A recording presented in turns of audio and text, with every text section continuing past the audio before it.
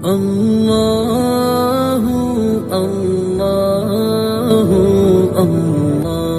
حضرت انس بن مالک رضی اللہ تعالیٰ عنہ کہتے میں حضور کی بارگاہ میں بیٹھا تھا اور کئی سردار آئے ہوئے تھے، مجمع لگا تھا۔ ایک پگلی عورت آ گئی، دیوانی پگلی، پرانے کپڑے میلے کچیلے، جوتے ٹوٹے ہوئے، بال بکھرے، آ کے کھڑی ہو گئی۔ دیکھے کبھی کچھ پاگلوں کو وقت دیتا؟ ہمارے ہاں تو پیر سیانوں کو وقت نہیں دیتے، صرف اتنی بات ہے کہ وہ غریب ہے۔ پیر سے بھی ٹائم لینے کے لیے بازاروں میں جانا پڑتا ہے۔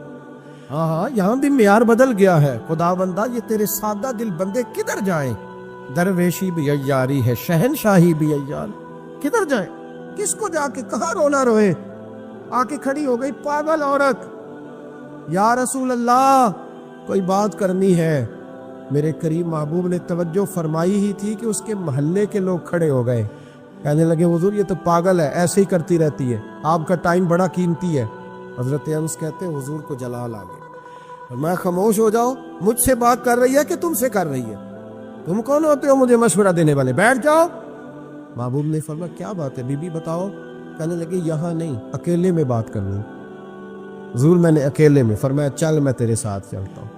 آپ کو کہانی نہیں سنا رہا، اس رسول کی بات سنا رہا ہوں جس رسول کی ہر بات ہمارے لیے دستور حیات ہے۔ لکھ لو اس کو دل کی تختی پر، پاگل خانے بند ہو جائیں اگر لوگ دکھ سننے شروع کریں۔ یہ اگر آنسو نکل کے بہہ جائیں نا تو بڑے کم غلط ہو جائیں، لیکن آنسو بہتے نہیں ہیں۔ اب خون اندر ہی گرنے لگا ہے، اب اندر کے دکھ اندر پسنے لگے ہیں۔ اب ماں بڑے غم لے کے کفن میں منہ چھپا کے چلی جاتی ہے۔ اب بہنیں پردیس میں 4 بھائیوں کے ہوتے ہوئے بھی لاوارثوں جیسی زندگی گزارتی ہیں۔ اب کوئی نہیں رہا پوچھنے والا۔ اب محلے میں ایک غریب گھر کو 6 امیر گھر مل کے نہیں سنبھال سکتے، بس حکومت ہی آئے گی تو کرے گی، حکومت ہی آئے گی۔ اب نہیں رہا ہمارا وہ ذوق، اخلاقی قدروں کی کمزوری نے ہمیں بڑا نیچے لا کھڑا کیا ہے۔ بھائیو، نبی کریم اس پاگل عورت کے پیچھے پیچھے حضور نے چلنا شروع کر دیا۔ حضور کو صحرا میں لے گئی، ریت پہ میرے محبوب کو بٹھا لیا، ریت پہ۔ ایسا کوئی محبوب کہیں ہوگا نہ کہیں ہے، دیکھو بیٹھا ہے چٹائی پہ مگر عرش نشی ہے۔ حضور بیٹھ گئے تو حضور سے پاگل نے کیا باتیں کرنی ہوتی؟ اس نے کوئی امور سلطنت پر گفتگو کرنی تھی؟ لیکن وہ آ کے کہتی یا رسول اللہ ان بچوں کو منع کریں، مجھے روڑے مارتے۔ فرمایا میں کہہ دوں گا آج کے بعد نہیں ماریں گے۔ کہا یا رسول اللہ یہ لوگ مجھے پاگل کہتے ہیں۔ فرمایا منع کر دوں گا، کوئی نہیں کہے۔ حضور کوئی میری بات نہیں سنتا تو جناب انس کہتے جب کہا کوئی نہیں سنتا تو حضور رو پڑے۔ فرمایا جب دل کرے میرے پاس آ جانا، میں سنوں گا نا تیری بات۔ دیر تک کریم رسول نے بات سنی۔ کوئی بھی اتنا مصروف نہیں جتنی مصروف میرے نبی پاک کی زندگی ہے۔ 23 سالوں میں دنیا کو بدلنا ہے، لیکن ایک پاگل کو اتنا وقت دینا، اس کی تربیت کر گزرنا۔ حبیب کریم علیہ السلام دیر تک سنتے رہے۔ وہ خاتون اپنی مرضی سے اٹھ کے کھڑی ہوئی اور کہنے لگی میں تھک گئی ہوں، اب آپ جائیے۔ تو حضور پھر مسکرائے، فرمایا دل دوبارہ کرے نا جب بھی تو فٹافٹ آ جانا، میرا دروازہ کھلا ملے گا۔ یار جو لوگ زندگی میں بڑا سکون لینا چاہتے ہیں نا، وہ کسی اس طرح کے بندے کی خدمت کر کے دیکھیں۔ جو بڑا سکون لینا چاہتے، بڑا جو راحت لینا چاہتے، وہ کسی ایسے شخص کی خدمت۔ ہمارے دیہات کی نانیاں دادیاں بڑی سادی ہوتی، انہیں ضرورت ہوتی ہے کہ تھوڑی دیر، ابا جی نے کچھ بھی نہیں کہنا، آپ نئی پجارو خریدنے لگے ابا رکاوٹ نہیں ڈالے گا، لیکن ابا سے مشورہ ضرور کریں، ان سے پوچھیں ضرور کہ گاڑی بدلنے جا رہا ہوں۔ والد کا مشورہ ہی تیرے کام میں برکت پیدا کر دے، اس کی صرف رائے ہی تجھے بڑا کر دے۔ آپ ضرور مکان تبدیل کریں اور کئی منزلہ بنائیں، لیکن تھوڑی دیر ابا کے پاس جائیں کہ اگر آپ کہیں تو مکان بدل لوں، اس لیے کہ والد کا صرف مشورہ نہیں ہوگا، اس کی دعائیں بھی تیرے ساتھ ہو۔ یہ انفرادیت تجھے ملے گی سادے لوگوں کے ساتھ، ایسے لوگوں کے ساتھ جو بلکہ امام یوسف صالح نے تو ایک بڑی خوبصورت بات لکھی ہے، کہتے ہیں ایک حضور کا پینڈو تھا، حضور فرماتے تھے یہ ہمارا دیہاتی اور ہم اس کے شہری ہیں۔ ہم کسی کو پینڈو کہتے ہیں اسے بھی غصہ آتا ہے۔ میں نے بھی دیکھا ایک نوجوان بڑا ناراض تھا دوسروں، کیا ہوا؟ کہنا سب مجھے پینڈو کہتے ہیں۔ میں کہ یار تو مینو کہہ، میں الحمدللہ پینڈو ہوں، میرے ابا جی بھی پینڈو ہیں، میرے دادا جی بھی پینڈو ہیں۔ پینڈو ہونا کوئی معاذ اللہ تعالیٰ بری بات ہے؟ اس میں کیا قباحت ہے؟ عرب کا تو رواج تھا کہ جب بچہ پیدا ہوتا تھا تو اچھی آب و ہوا کے لیے گاؤں میں بھیجا کرتے تھے. میرے محبوب پاک بھی حضرت حلیمہ سعدیہ کے گاؤں میں جا کے رہے ہیں. یہ عجیب بات ہے بھائی, جتنے شہر آباد ہیں یہ سارے دیہاتیوں نے یہ آباد کیے ہیں, سب نے. یہ الگ بات ہے کہ شہر میں آ کر پڑھنے والے بھول گئے کس کی ماں نے کتنا زیور بیچا تھا. یہ بھول گئے لوگ. اب وہ کہتے ہیں ہم تو رئیس اعظم سے شروع سے ہی. تھوڑا پیچھے پلٹ کے دیکھ, تیرے ہوش ٹھکانے آ جائیں گے. ذرا پیچھے پلٹ کے دیکھ کہ تو کیا تھا اور آج تو کہاں کھڑا ہے. پھر دیکھ تیرا معیار سوچ کا بدل جائے. پھر ذرا تیری طبیعت. حضور فرماتے ہیں ہمارا دیہاتی ہے, ہم اس کے شہری ہیں. اب اس نے دیکھا حضور کی بارگاہ میں کئی لوگ تحفے لے کے آتے ہیں اور نبی پاک تحفہ قبول فرماتے, اور بلکہ فرماتے تھے دیا بھی کرو لیا بھی کرو, محبت میں اضافہ کرے گا, محبت میں اضافہ کرے گا. بہت سارے صحابہ تحائف لاتے. وہ غریب آدمی تھا, دل بڑا کرتا تھا. انہوں نے پتہ کیا کرنا شروع کیا, ادھار چیزیں خریدتے دکانداروں سے. کہتے یا رسول اللہ صدقہ نہیں تحفہ ہے. حضور تنابل فرما لیتے, جب دیکھتے نا کھا لیا ہے صحابہ نے بھی تو کہتے حضور دکاندار کے پیسے بھی دے لیں, حضور وہ بھی ذرا ادا فرما دے, بھیجے کسی کو. تو حضور فرماتے میں نے کہا تھا لا کا. حضور کہا تو نہیں تھا پر کھایا تو ہے نا, آپ نے تنابل تو فرمایا ہے نا. یا حضور فرماتے کیوں لائے؟ مسکرا کے پوچھتے, مسکرا کے پوچھتے. کہتے یا رسول اللہ اس لیے کہ سارے لاتے ہیں, میں غریب ہوں, نہیں میرے پاس پیسے, اب لانے تو ہے نا, تو مہربانی فرمائے پیسے. حضور بھیجتے جناب ابو بکر صدیق, فرماتے جا اس دیہاتی کے پیسے دے آ. حضرت ابو ہریرہ کہتے ہیں جب حضور غم امت میں پریشان ہوتے تھے نا تو ہمارا دل کرتا تھا کاش آج وہ آ جائے, وہ آئے گا تو حضور کو ہنسائے گا. دل کرتا تھا آج وہ آ جائے. کہتے ہیں ایک دن نبی کے, یہ مسند امام احمد بن حنبل میں بھی موجود, فرماتے ایک دن وہ بازار میں کھڑے نا, مدینے کے بازار میں کھڑے کچھ خرید رہے تھے, کچھ خرید رہے تھے. ہمارے یہ بڑا آسان ہے, آپ تھوڑے تگڑے ہو کے رہیں, بولے ذرا کم, سخت مزاج رہیں, دنیا خود بخود ڈرے گی. لیکن یہ اصل نہیں ہے. اصل یہی ہے کہ آپ محبت بانٹیں, آپ پیار کریں. ٹھیک ہے فضولیات اور لغزیات سے بچنا چاہیے, لیکن اس طرح کا معیار بنا لینا کہ اپنے بھی کوئی بات نہ سنا سکے, کوئی قریب ہی نہ آ سکے, کسی کو یہ طاقت ہی نہ دینا کہ وہ اپنا آپ کے ساتھ مل کے کوئی اظہار محبت کر سکے, یہ معیار نہیں ہے. ایک دن وہ چوک میں کھڑے کچھ خرید رہے تھے تو اللہ کے حبیب تشریف لائے. حضور نے نہ دیکھ لیا کہ انہوں نے نہیں دیکھا حضور کو, نبی کریم پیچھے سے تشریف لائے دبے پاؤ. کبھی دیکھا ہے کوئی مرید کے ساتھ اس انداز میں چوکوں میں اس طرح پیار کرے؟ محبوب پیچھے سے آئے اور آنکھوں پہ ہاتھ رکھ دیا. فرمایا بول بلا میں کون ہوں, بتا بلا میں کون ہوں, بول. حضرت ابو ہریرہ کہتے ہیں انہوں نے نا اپنی کمر پیچھے کی اور حضور کے علم نشرہ کے سینے سے رگڑنے لگے. عرض کرنے لگے یا رسول اللہ آپ تو 7ویں گلی سے گزرے تو پتہ چل جاتا ہے میرے حبیب گزر رہے ہیں. حضور یہ کوئی بھلائی جانے والی چیز ہے؟ تو 7ویں گلی سے 7ویں, اور حضور مجھے کوئی بھلا سکتا ہے؟ مجھے وہ خواجہ غلام فرید صاحب نے محبوب کی بارگاہ میں بڑے ادب سے کہا تھا. کہنے لگے تن تندور ہڈاں دا بال تے اسی ہاواں نال تپایا, کپ کپ مکیاں پیڑے کیتے, اتوں عشق پلیتھن لایا, تن دا سالن مل دی ہانڈی لون صبر دا پایا. غلام فریدا وے میں ساری تیری, تینوں اجے یقین نہیں آیا؟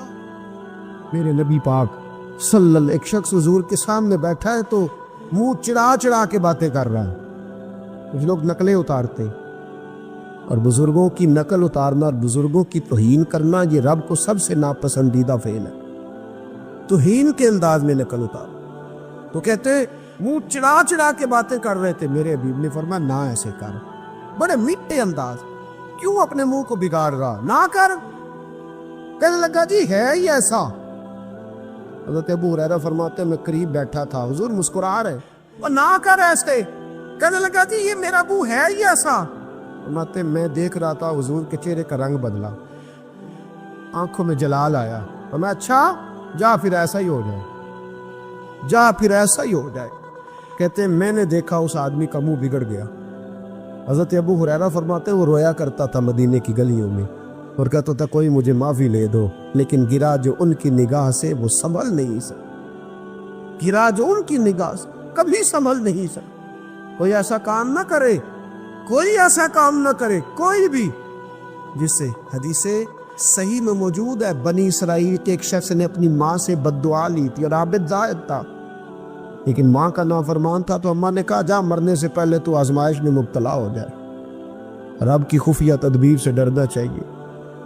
تو مرنے سے پہلے ایسی آزمائش میں ڈال گیا کہ ایک بری عورت نے الزام لگا دی، لگا الزام، لیکن زمانے میں رسوائی چاروں جانب ہو گئی۔ تو لوگ آگے کہتے تھے تیرے ساتھ کیا بنا؟ کہتے کچھ بھی نہیں، میری اماں نے میرے لیے بد دعا کی تھی، اس کا رنگ دیکھ رہا ہے، کیوں میں نے ستایا اپنی ماں کو؟ توبہ کر، دعائیں لیا کرے زندگی میں۔ بد دعاؤں والے کام ہم تو 1 منٹ لگاتے بد دعا لینے میں، 1 منٹ لگاتے، 1 منٹ۔ ایک میں بزرگوں کا پڑھ رہا تھا ایک دفعہ اخبار میں، تو ان کی آنکھیں کالی ہو گئی، اندر سے کالی ہو، بیچارے نابینا ہو گئے۔ کسی نے ان سے کہا کہ ہوا کیا؟ تو کہنے لگے ایک شرارتی لڑکے نے میرے آگے کھڑے ہو کے 2-3 دفعہ ریس دی تو دھواں میرے منہ پہ پڑا، تو آنکھوں کے اندر گھس گیا ہے، بڑے علاج کرائے، لیکن اس کی شرارت تھی نا۔ تو وہ کہتے ہیں میں تو یہی کہتا ہوں کہ اللہ کرے تجھے بھی کبھی یہ معاملہ ہو، تجھے پتہ چلے۔ ہم نہیں، باز ہی نہیں آتے، ہم کسی کو تکلیف دینے کا کوئی موقع ہاتھ سے جانے نہیں دیتے۔ میرے عزیزو یاد رکھو، ڈھونڈا کرو کہاں کس کو ستا بیٹھے، کس کی توہین کر بیٹھے، کہاں ہم نے لوگوں کے بد دعائیں اکٹھی کی۔ بد دعائیں پیچھا کرتی ہیں، اور جس طرح دعا پیچھا کرتی ہے بد دعا بھی پیچھا کرتی ہے، وہ پیچھے چلتی ہے، وہ تاڑتی ہے۔ عتبہ نے میرے رسول پاک صلی اللہ علیہ وسلم کی بے ادبی کی، حضور علیہ السلام کے چہرہ انور پر اس نے معاذ اللہ ثم معاذ اللہ تھوکنے کی ناپاک جسارت کی۔ میرے حبیب نے دعا فرمائی، یا اللہ، اللہم سلط علیہ کر، اللہ اس پر درندہ مسلط کر دے۔ ابو لہب کا بیٹا تھا، رات کو جب سوتا تھا تو ابو لہب 2-4 بندوں کو معاوضہ دے کے کھڑا کرتا تھا کہ نیزے لے کے کھڑے ہو جاؤ، میرے بیٹے کے قریب کوئی نہ آئے۔ توجہ ہے آپ کی؟ نیزے لے کے کھڑے ہو جاؤ۔ لوگ کہتے تو انہیں نبی بھی نہیں مانتا اور بات ہر ایک مانتا ہے، پیغمبر بھی نہیں مانتا، تو ان کے جملے کہنے لگا میں مانوں نہ مانوں بات الگ ہے، لیکن میرا تجربہ ہے، جو اس کے منہ سے نکل جاتا ہے وہ ہو جاتا ہے، جو ان کی زبان اتھر سے نکل جاتا ہے وہ۔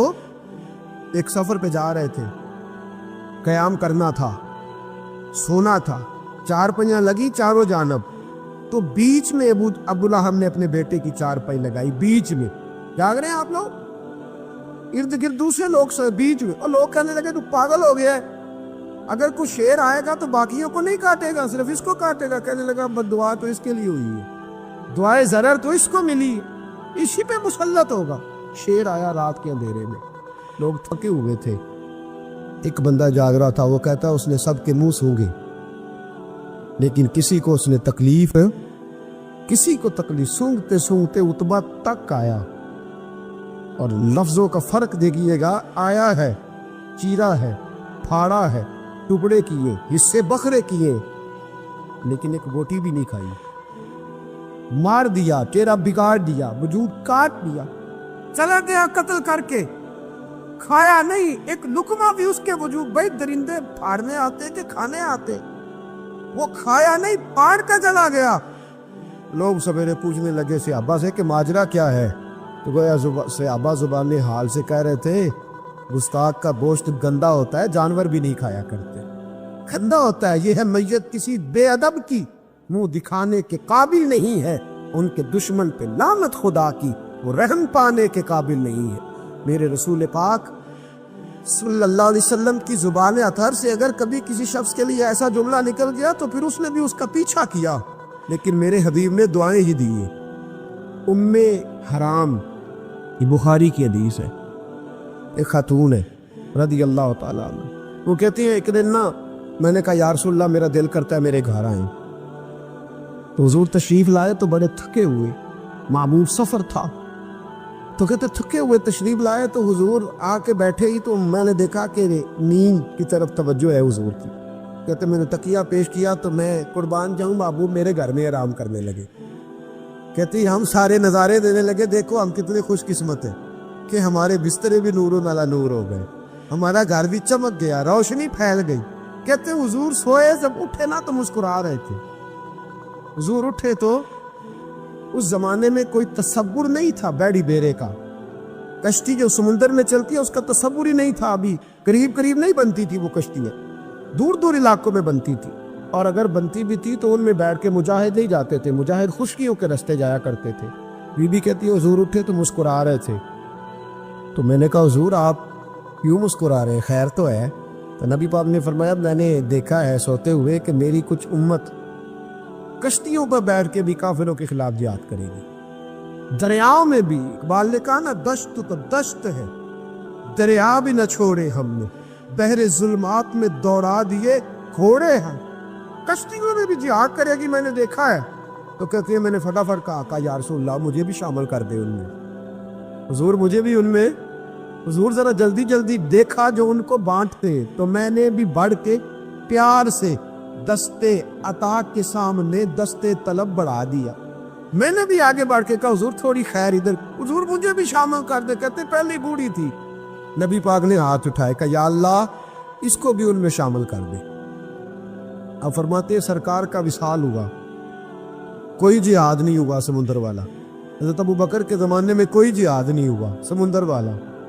مجھے لوگ کہتے تو نے مرنا کب ہے؟ میں نے کہا جب تک کشتی والا جہاد نہیں ہو جاتا، جب تک کشتی والا جو دن کو کہہ دیا دن ہے تو دن نکل آیا، جو شب کو کہہ دیا شب ہے تو رات ہو کے رہی۔ خدا نے ان کی زباں کو وہ اختیار دیا، جو نکلی منہ سے ان کے وہ بات ہو کے رہی۔ اور میں جب تک کشتی والا جہاد نہیں ہوتا میں نے مرنا تو پھر بابے کو کہنا دو نا عرش فرشتے بانگا ملیاں، مکے پہ گئی شور، اور بلے شاہ ایسا نہیں مرنا، گالی بکی بلے شاہ ایسا نہیں مرنا ہے، مر گیا ہی کوئی اور تبارت شاہ کبو مر دے جنہ کیتیاں نیک کمائیاں نے، وہ بات ہی ختم کر دی، او کدو مر دے جنہ کیتیاں نیک کمائیاں نے۔ حضرت سلطان باہو رحمت اللہ علیہ فرماتے کامل پیر اونا دے باہو قبر جنہ دی جیوے، فرمایا میں نہیں مرتی۔ حضرت اسرائیل نہیں آتے، وہ چھو کے گزرے، کہتے بہنیں بھی چلی گئی، بھائی بھی چلے گئے، خامد بھی چلا گیا، بچے بھی کہیں گئے، اور میں اسی حالت میں۔ حضرت ابو بکر صدیق کا وصال ہوا، حضرت عمر کا وصال ہوا، حضرت عثمان کا، گن رہے ہیں آپ لوگ؟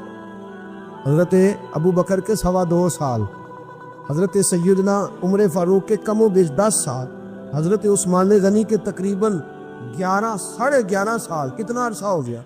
کہتی ہیں کوئی، پھر حضرت علی کے 4.5 سال۔ بی بی کہتی ہے میں تر و تازہ تندرست کی تندرست لوگ پہ تھے، بی بی تیرے ساتھ والے سارے چلے گئے، تو کب جائے گی؟ تو میں کہتی ساڑھے نبی دی زبان، ساڑھے نبی دی زبان، ساڑھے واسطے قرآن، میں کیسے جاؤں؟ ابھی جہاد ہی نہیں ہوا۔ کہتے ہیں خلفائے راشدین نے پردہ کیا، حضرت امیر معاویہ کا دور آیا، اور حضرت امیر معاویہ نے قسطنطنیہ کے لیے جب مجاہد بھیجے تو سمندر کا رستہ تھا۔ کہتی ہیں جب سواریاں جانے لگی تو کہنے لگے کچھ بیویوں کی بھی ضرورت ہے کھانا پکانے کے لیے۔ کہتی ہے میں ہاتھ بھی کھڑا کرتی رہی، درود بھی پڑھتی رہی، اور محمد کی صداقت پر شکر بھی ادا کرتی رہی۔ کہتے ہیں میں نے ہاتھ کھڑا کیا تو مجھے کچھ لوگ کہنے لگے بی بی تو سلیکٹ ہو جائے گی، تو بوڑھی ہے۔ تو کہتی ہے میں نے کہا سلیکٹ ہو کیا جاؤں گی، مجھے جانے والے سلیکٹ کر کے گئے ہیں، مجھے سلیکٹ کیا گیا ہے، جنہوں نے ظاہری پردہ کیا ہے نا سلیکٹ مجھے۔ حضور نے دعا کر دی تھی تو نبی پاک کی دعا، فرماتی ہم نے کشتی میں بھی بیٹھی، جہاد بھی کیا، اور جس دن وہ جہاد ختم ہوا حضرت ام حرام کا وصال ہو گیا۔ تو لوگوں سے پوچھتے بی بی چلی گئی؟ کہنے لگے ہاں مصطفیٰ کا کیا ہوا وعدہ جو پورا ہو گیا ہے۔ ایک شخص حضور کے گھر میں مہمان آیا رات کے وقت میں، اس نے کہا میں نبی پاک صلی اللہ علیہ وسلم کے آپ نے سنا ہوا ہے کہ اتنا زیادہ گھر کے اندر گنجائش نہیں تھی رہنے کی، حضور کئی دفعہ مسجد میں ٹھہراتے تھے یا مہمانوں کو صحابہ میں بانٹ دیتے تھے۔ وہ کہنے لگا میں نے آپ کے گھر میں ہی قیام کرنا ہے، فرمایا ٹھیک ہے آ جاؤ۔ صحابہ کہتے ہیں جتنا بھی 4-5 بکریوں کا دودھ سارے اہل خانہ استعمال کرتے تھے، محبوب کا سارا گھرانہ وہ سارا کٹھا اکیلا ہی دودھ پی گیا، سارا جتنا کھانا تھا اکیلا ہی کھا گیا۔ رات کو اسے چارپائی پہ سلایا گیا تو کھا اتنا چکا تھا کہ اس کا پیشاب حضور کے بستر پر ہی نکل گیا۔ جب آلودہ ہوا تو شرمندہ ہوا، اٹھ کے بھاگ گیا، کسی نے دیکھ لیا تو کیا بنے۔ کہتا ہے میں جب کنویں پہ گیا، جا کے میں نے غسل کیا، کپڑے دھوئے، تو خیال آیا میری تو سونے کی انگوٹھی رہ گئی ہے وہاں۔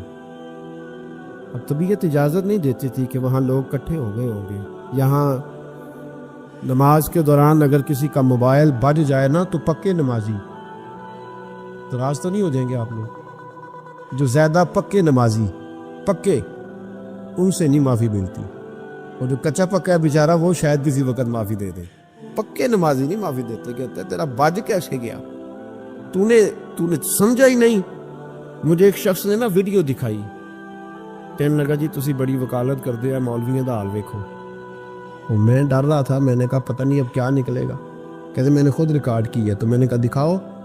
ویڈیو میں یہ تھا کہ نماز امام صاحب نے مکمل کی ہے تو دعا کے ہاتھ پھیرے ہی ہیں انہوں نے، تو وہ موبائل لے کے جا رہے ہیں بار واش ٹوٹیوں کے پاس جا کے فون سننا شروع کر دیا۔ کہنے لگا جی یہ مولویوں کا حال ہے، نماز مکمل نہیں ہوئی فون کان کے ساتھ، تو دوسرے کیسے باز آئیں گے؟ میں نے کہا یہ تو بہت جرم کیا ہے اس نے، تو اس کا پھر کیا اشر کیا آپ لوگوں نے؟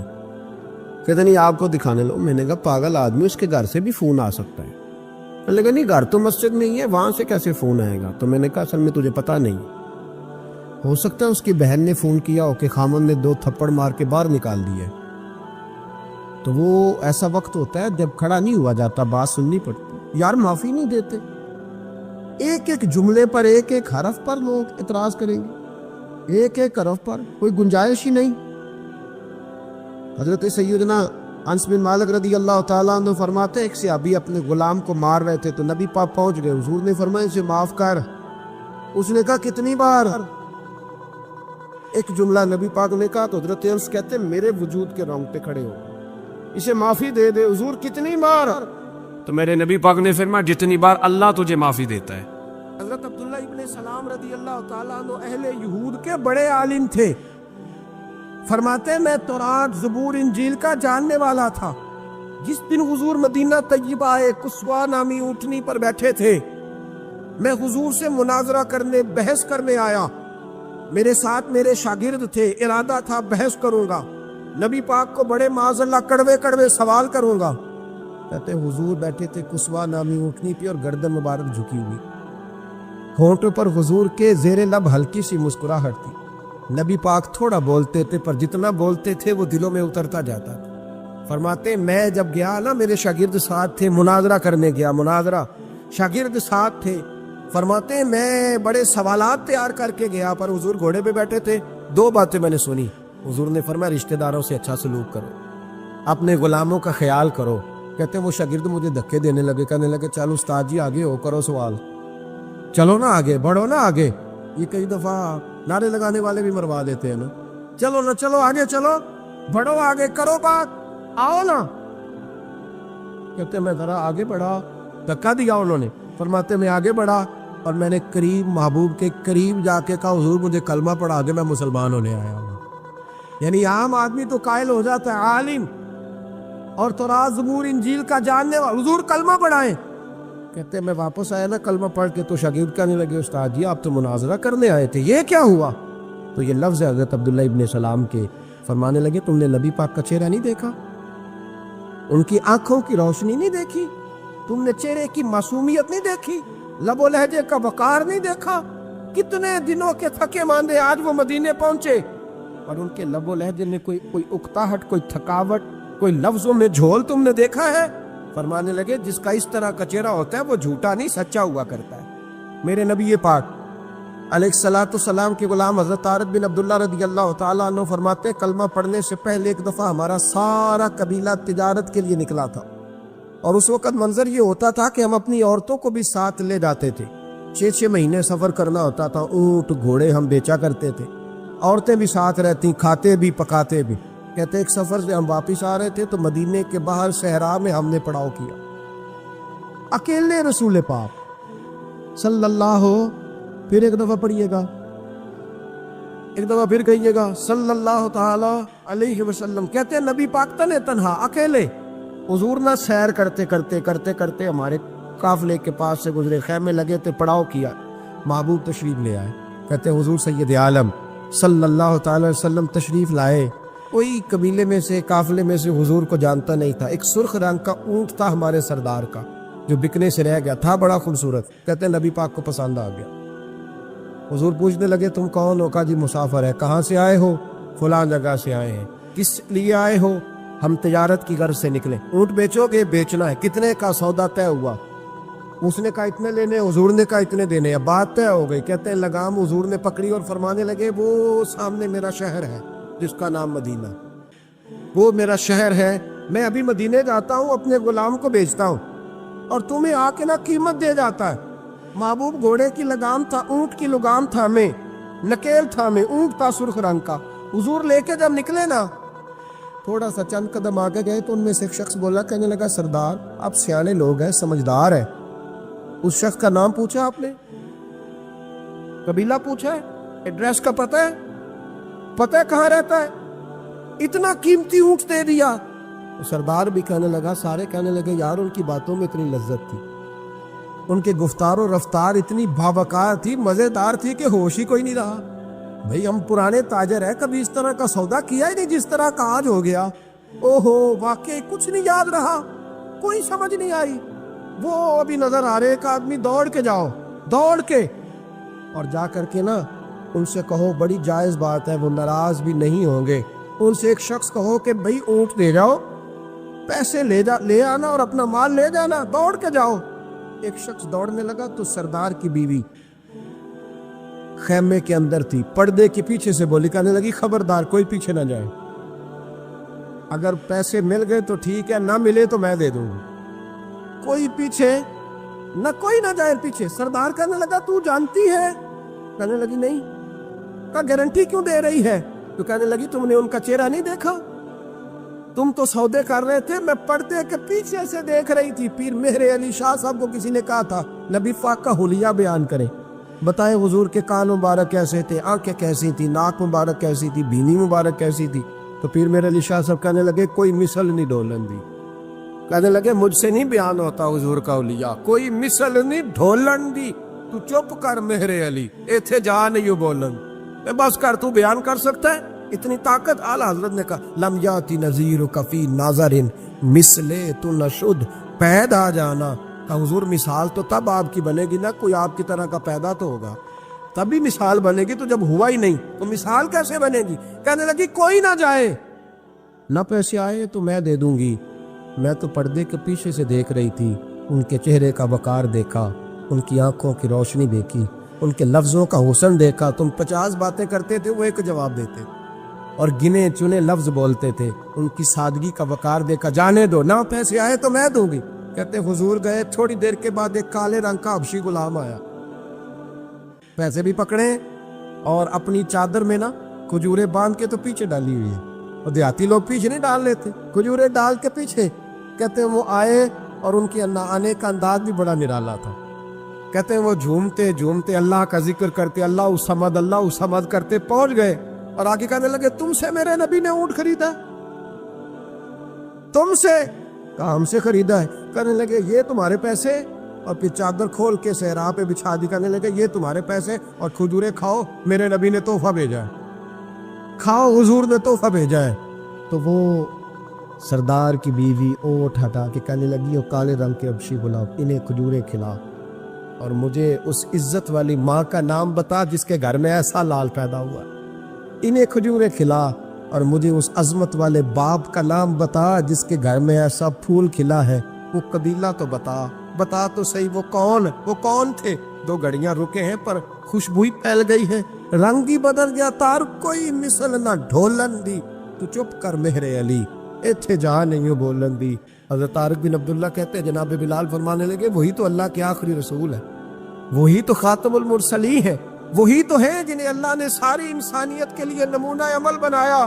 کہتے ہم اونٹ بیچنے گئے تھے پر سارے کا سارا قبیلہ ہی مسلمان ہو گیا۔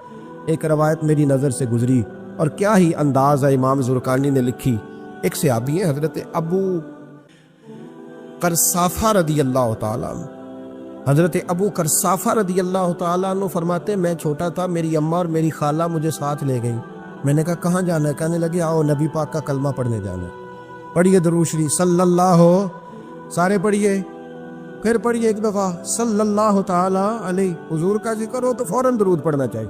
نبی کریم علیہ السلام کی بارگاہ میں نا میری خالہ اور میری اماں دونوں مجھے ساتھ لے گئیں کلمہ پڑھنے۔ کہتے ہیں جب ہم حضور کی بارگاہ میں پہنچے، کلمہ پڑھا، واپس آئے تو میری اماں اور میری خالہ آپس میں بات کرنے لگیں، میری خالہ کہنے لگی تو نے دیکھا ہے ان کا بولنا کتنا مزیدار تھا.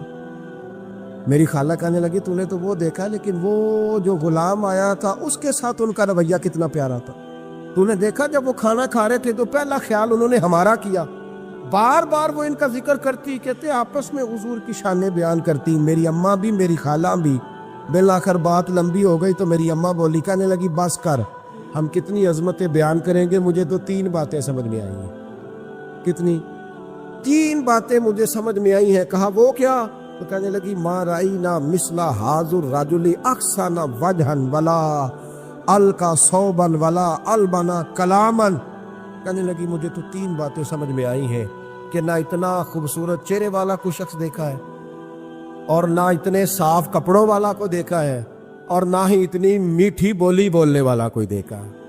تینوں باتوں کی کمال ہے. ظاہری حسن بھی کمال, کپڑوں کی صفائی بھی کمال, اور رسول پاک کا بولنا بھی کمال. لب و لہجے میں مٹھاس بھی, خوبصورتی والی. یہ اصل حسن ہے کہ ظاہراً بھی انسان بڑا منزہ ہو, باطناً بھی بڑا صاف ستھرا ہو. میرے رسول پاک علیہ الصلوۃ والسلام کا طریقہ مبارکہ پتہ کیا تھا؟ حضور صلی اللہ تعالیٰ علیہ وآلہ وسلم جب مسجد میں نماز پڑھ لیتے تو حضرت جعفہ رضی اللہ تعالیٰ عنہ فرماتے, بخاری کی حدیث ہے, فرماتے میں مدینہ شریف میں آیا تو حضور نماز پڑھ لیتے تو صحابہ نبی پاک کے پاس آتے اور حضور کا دست مبارک پکڑ کے پہلے چومتے پھر چہروں پہ ملتے. پہلے چومتے پھر چہروں پر. نبی پاک کے صحابہ حضور کے قدم بھی چوما کرتے, قدموں میں جھکا کرتے تھے. یہ تو بھائی اس وقت پتہ چلتا جب کسی سے پیار ہو جاتا, جب کسی بندے سے. میں اکثر مثال دیا کرتا ہوں اکثر کہ کسی کا بچہ پیشاب کرے تو کہہ آتی ہے, الٹی آتی ہے, لیکن اپنا بچہ بالوں میں بھی کر دیتا ہے, پھر کوئی کہہ نہیں آتی چونکہ اپنا ہے نا, پیار ہو گیا ہے نا. اب وہ کیفیت جب کسی سے محبت ہو جاتی ہے نا تو کچھ چیزیں صرف سمجھنے کی نہیں, کچھ چیزیں ایسی ہوتی ہیں جو محسوس کرنے والی ہوتی. اس نے کہا تھا عشق ایک ڈھونگ ہے, میں نے کہا تجھے عشق ہو خدا کرے, پھر کوئی تجھے اس سے جدا کرے, تو اسے تسبیحوں پہ پڑھا کرے, تو اسی کا نام جپا کرے, تو گلی گلی پھرا کرے, پھر میں کہوں کہ عشق ایک ڈھونگ ہے اور تو نہیں کہا کرے. پھر میں کہوں کہ عشق ایک ڈھونگ ہے اور تو, اس نے کہا تھا عشق ایک ڈھونگ ہے تو میں نے کہا تجھے عشق ہو خدا کرے. بھائی یاد رکھو جب انسان کو محبت ہوتی ہے تو پھر اس کے انداز بدل جاتے ہیں, اس کے طور طریقے تبدیل ہو جاتے ہیں. وہ میں اکثر ایک بات کہا کرتا ہوں, میں کہتا ہوں بچہ باہر سے برگر کھا کے آ جاتا ہے رات کو, اماں کہتی بیٹا روٹی کھا لو, کہنا تو سنگو بھی پکائی میں نہیں کھانی, حالانکہ برگر کھا آیا ہے, دور سے کھا آیا, تو اماں اس کو کہتی ہے پھر میں سویاں نہ بنا دوں تھوڑی سی اپنے بیٹے کی, فٹافٹ چاول نہ تجھے ابال دوں, ساتھ میں باریک دال بنا دے. تو کہتا نہیں میری مرضی کا پکاتے ہی نہیں, میں نے نہیں کھانا. ایسے اب ابا جو ہے نا, ابا وہ اماں کو سمجھا رہا, کہتا چھڈ پر بھوک لگے گی تھی آپ ہی کھا لے گا, تو نہ ایڈی ٹینشن ہے, ایویں پہ تینوں ستاندا ہے. اماں کیا کہتی ہے, کہتی نہیں مجھے نیند نہیں آ, کھائے گا تو سکون آئے گا. اب اس کو آپ لاکھوں دلیلیں دیں کہ سیانا بیان ہے, بچہ نہیں ہے, 22 سال کا ہے, 24 سال کا, چھوڑ تو کیا کر رہی ہے. لیکن اماں کو کوئی سمجھا سکتا, کیوں نہیں سمجھا سکتا کہ اسے اپنے بیٹے سے پیار بڑھا. وہ کیا کرے, وہ مجبور ہے. اس کے دل کی کیفیت اس طرح کی ہے کہ کوئی دنیا کی طاقت اسے سمجھا سکتی, سوال ہی نہیں پیدا ہوتا کوئی اسے سمجھا سکے. یہ ممکن کیسے ہو, کیسے سکتا ہے؟ یہ محبت ہے. میرے رسول پاک علیہ السلام کے صحابی حضرت جعفہ فرماتے میں حضور کی بارگاہ میں آیا تو صحابہ کیا کرتے, نبی پاک کا دست مبارک پکڑتے, پہلے چومتے پھر چہرے پہ ملتے. بخاری ہے. فرماتے میں نے کہا یہ کیا کر رہے ہیں, پھر اچانک میرا بھی دل کیا ذرا کر کے تو دیکھو, کچھ چیزیں چکھنے پہ پتہ لگتا ہے کتنی مزیدار ہے. کہتے میں بھی قریب گیا, حضور کے دست مبارک میں نے ہاتھ ڈالا. فرماتے ہاتھ پکڑا ہی تھا کہ نبی پاک کا ہاتھ برف سے بھی زیادہ ٹھنڈا. فرماتے پھر میں نے پکڑ کے چہرے پہ ملا تو کستوری سے زیادہ خوشبو آ رہی تھی دست مبارک. فرماتے اب میرا چھوڑنے کو دل ہی نہیں کر رہا تھا, اب میری طبیعت نہیں مان رہی تھی. میرے نبی کریم علیہ السلام اللہ کی دلیل ہے, ہر پاکیزگی, ہر حسن, ہر کیف اللہ نے اپنے رسول کو عطا فرمایا. دنیا کی جتنی غلاظتیں تھیں جب کوئی حضور کے قریب جاتا تھا تو ساری غلاظتیں دور ہو جاتی. کما ارسلنا فیکم رسولا منکم یتلو علیکم آیاتنا ویزکیکم. اللہ فرماتے ہیں میرے محبوب تم پر میری آیتیں پڑھیں گے اور تمہیں پاک فرما دے, تمہاری ساری ناپاکیاں نبی پاک دور کر دے, ہر غلاظت تم سے دور ہٹ جائے. ایک صحابی ہے حضرت شیبہ بن عثمان رضی اللہ تعالی عنہ وہ کہتے ہیں میرے والد کو اور میرے چچا کو مسلمانوں نے احد میں قتل کر دیا. میرے دل میں بڑا غصہ تھا, بڑا جلال تھا کہ کبھی مجھے موقع ملے تو میں بدلہ لوں گا. کہتے فتح مکہ کے بعد نبی پاک علیہ السلام حوازن کی جنگ کے لیے نکلے. مجھے پتا چلا حضور جا رہے ہیں تو میرے اندر شعلے بھڑک رہے تھے انتقام کے. روز میں منصوبہ بندی کرتا, پلاننگ کرتا کہ کسی طریقے سے میں ان تک پہنچوں گا اور بدلہ لوں گا. کہتے نبی کریم علیہ الصلوۃ والسلام نہ حوازن کے لیے پہنچ چکے تھے. فرماتے میں بھی جنگ میں جا کے شریک ہو گیا اور میں نے طریقہ اس طرح کا اختیار کیا کہ کسی طریقے میں حضور تک پہنچ جاؤں. سمجھ آ رہی ہے میری بات کی؟ نبی کریم علیہ السلام تک کسی طریقے پہنچ جاؤں. فرماتے لڑتے لڑتے, لڑائی کے دو طریقے ہوتے تھے. کبھی تو ایسے ہوتا تھا کہ ایک دو آدمی مل کے آپس میں لڑتے تھے, پھر گمسان کا رن پڑتا تھا, گھمبیر ہو جاتی تھی جنگ, سمجھ نہیں آتی تھی تیر کہاں سے آیا, نیزہ کہاں سے آیا. فرماتے جب گمسان کا رن پڑا نا, مجھے موقع مل گیا, میں حضور کے قریب پہنچ گیا. حضرت شیبہ بن عثمان رضی اللہ تعالیٰ عنہ کہتے جب میں پہنچ گیا تو میں نے نا دیکھا کہ اب حضور کے قریب لوگ نہیں ہیں. فرماتے میں نے نا فوراً تلوار اٹھائی, تلوار اٹھا کے میں حضور کو معاذ اللہ شہید کرنے ہی لگا تھا کہ ایک نور چمکا حضور کے سامنے. پڑھیے درود صلی اللہ علیہ وسلم. کہتے ایک نور چمکا, اتنی تیزی تھی اس نور میں کہ میری آنکھیں بند ہو گئی, میرے ہاتھ سے تلوار گر گئی, آنکھیں چندھا گئی میری. فرماتے تلوار میرے ہاتھ سے چھوٹ گئی. اب جب وہ روشنی مدم ہوئی نا تو میں نے دیکھا نبی پاک سامنے کھڑے مسکرا رہے ہیں. آپ نے, میں نے کر دی, آپ نے سن لی, ذرا دیکھو تو صحیح, جو تلوار لہرائے اسے دیکھ کے بھی کبھی کو مسکرایا, جس نے تلوار نہیں لہرا دی, جو شہید کرنے ہی لگا تھا, پہنچ گیا تھا. لیکن یہ اخلاق میرے رسول پاک کا صلی اللہ اعلیٰ حضرت فاضل بریلوی کا ایک شعر میں نے پڑھا. کئی کچھ چیزیں ایسی ہوتی ہیں جو بس نا وہ آتی تو سامنے ہے لیکن وہ اتنا لطف دے جاتی ہیں کہ ٹھنڈا ہو جاتا ہے مزاج. رات کو میں شعر پڑھ رہا تھا اعلیٰ حضرت کا فاضل بریلوی رحمت, اور میں نے شعر پڑھا تو مجھے اچھا لگا سنانا. ایک دوست کو میں نے فون کیا, میں نے کہا یار ذرا شعر تو سن لے. یہ پہلی دفعہ نظر سے گزرا ہے, ابھی سیدھا سادہ لیکن روح تک اتر گیا. اعلیٰ حضرت فرمانے لگے نبی پاک کے بارے میں, فرمانے لگے سیدھی سیدھی روش پر کروڑوں درود, سیدھی سیدھی روش پر بالکل سیدھی ہے حضور کی باتیں, کسی پیچیدگی کی ضرورت نہیں. کہنے لگے سیدھی سیدھی روش پر کروڑوں درود, سادی سادی طبیعت پہ لاکھوں سلام, سادی سادی طبیعت پہ سیدھی سیدھی روش پر کروڑوں درود اور سادی سادی طبیعت پہ لاکھوں سلام. میرے نبی کریم صلی اللہ علیہ وسلم مجھے دیکھ کے مسکرائے اور فرمایا جب حضور مسکرائے نا تو میں نبی کریم علیہ الصلوۃ والسلام کو دیکھ کے حیران ہوا کہ میں نے تلوار تانی تھی اور حضور نے مسکرانا شروع کیا. فرماتے اب حضور نے مجھے بلایا, آواز کے ساتھ نہیں بلایا, حضور نے اشارہ کیا یوں کر کے, فرمایا ادھر آؤ نا. فرماتے مجھے اب یہ بھی سمجھ نہیں آئی کہ کس نے مجھے اٹھا کے حضور کے قریب کر دیا.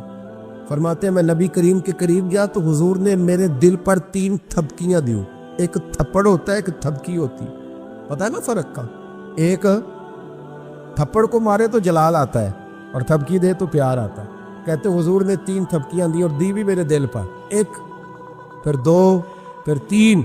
کہتے پہلی تھپکی دی تو میرے اندر سے کفر نکل گئی, دوسری تھپکی دی تو میرے اندر ایمان داخل ہو گیا, اور تیسری تھپکی جب نبی پاک علیہ السلام نے دی تو مجھے ہر چیز سے بڑھ کر رسول اللہ سے پیار ہو گیا, محبت ہو گئی نبی کریم سے. آپ فرماتے ہیں اب حضور نے نا فوراً میرے ہاتھ میں تلوار تھمائی, فرمایا پہلے تو ہمارے خلاف لڑ رہا تھا, تلوار پکڑ, اب ہماری طرف سے لڑ, تلوار پکڑ اور لڑ. آپ فرماتے ہیں میں اتنا لڑا کہ جو حضور کا دشمن سامنے آتا میں گلا کاٹ دے, جو آتا میں اس کے ٹکڑے کر دیتا. فرماتے ہیں پہلے میں باپ کا بدلہ لینے آیا تھا اور اب میرا یہ حال ہے کہ اگر میرا باپ بھی سامنے آئے گا تو میں اس کا بھی گلا کاٹ دوں گا, لیکن حضور کے قریب کسی کو جانے نہیں دوں گا. حضرت شیبہ بن عثمان کہتے ہیں جنگ ختم ہو گئی, حضور خیمے میں گئے, میں بھی گیا. اب نبی پاک لوگوں سے باتیں کر رہے ہیں, حضور لوگوں سے باتیں کر رہے ہیں. میں ایک کونے میں بیٹھا سوچ رہا ہوں کہ میں تو بدلہ لینے آیا تھا, یہ میرے ساتھ ہوا کیا.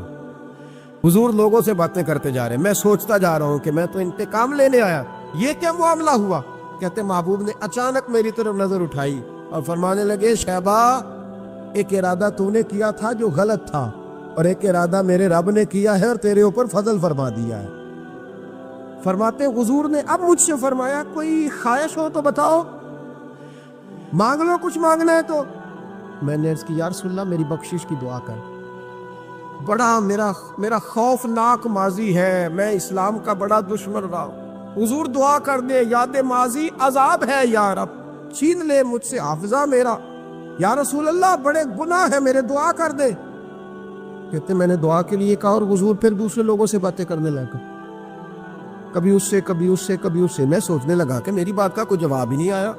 جب تو 3 بار میں نے سوچا تو میرے کریم نے پھر توجہ میری جانب کی اور فرمایا تو نے بخشش کی دعا کا کہا تھا, میں نے سن لیا ہے, رب کریم نے تیری بخشش فرما دی ہے, اللہ نے تجھے بخش دیا ہے, تیری خطائیں رب کریم نے معاف کر دی. نبی پاک کے دست مبارک کی برکت. رسول پاک ایک صحابی تھے, حضرت فرقد ان کا نام تھا رضی اللہ تعالی. پہلے نا میں جب گفتگو کیا کرتا تھا نا تو میں صحابہ کا نام نہیں لیتا, میں کہتا تھا ایک صحابی فرماتے ہیں, کیونکہ صحابہ کے نام مشکل تھے, لوگوں کو یاد نہیں رہتے. ایک دن میرے دل میں خیال آیا کہ نام لیں گے نہیں تو انہیں آئیں گے کیسے, چلو خود کسی کو یاد ہو جائے گا. مجھے اچھا لگا, پچھلی دفعہ میں نے حضرت ساسا بن ناجیہ کا نام لیا تو مجھ سے میرے دوستوں نے کہا ذرا لکھ کے دے کیا نام تھا. مجھے خوشی ہوئی کہ یار اگر یہ لفظ کہے جائیں گے تو لوگوں کو دلچسپی ہوگی. حضرت فرقد ایک صحابی تھے, اور یہ وہ صحابی ہے جنہوں نے حضرت عمر کے زمانے میں موصل کا علاقہ فتح کیا تھا. بڑے دلیر تھے, ان کی 4 بیویاں تھیں. تو کہتے ہیں جب بھی یہ گھر میں آتے تو خوشبو اتنی اعلیٰ لگا کے آتے کہ ہم حیران ہو جاتی.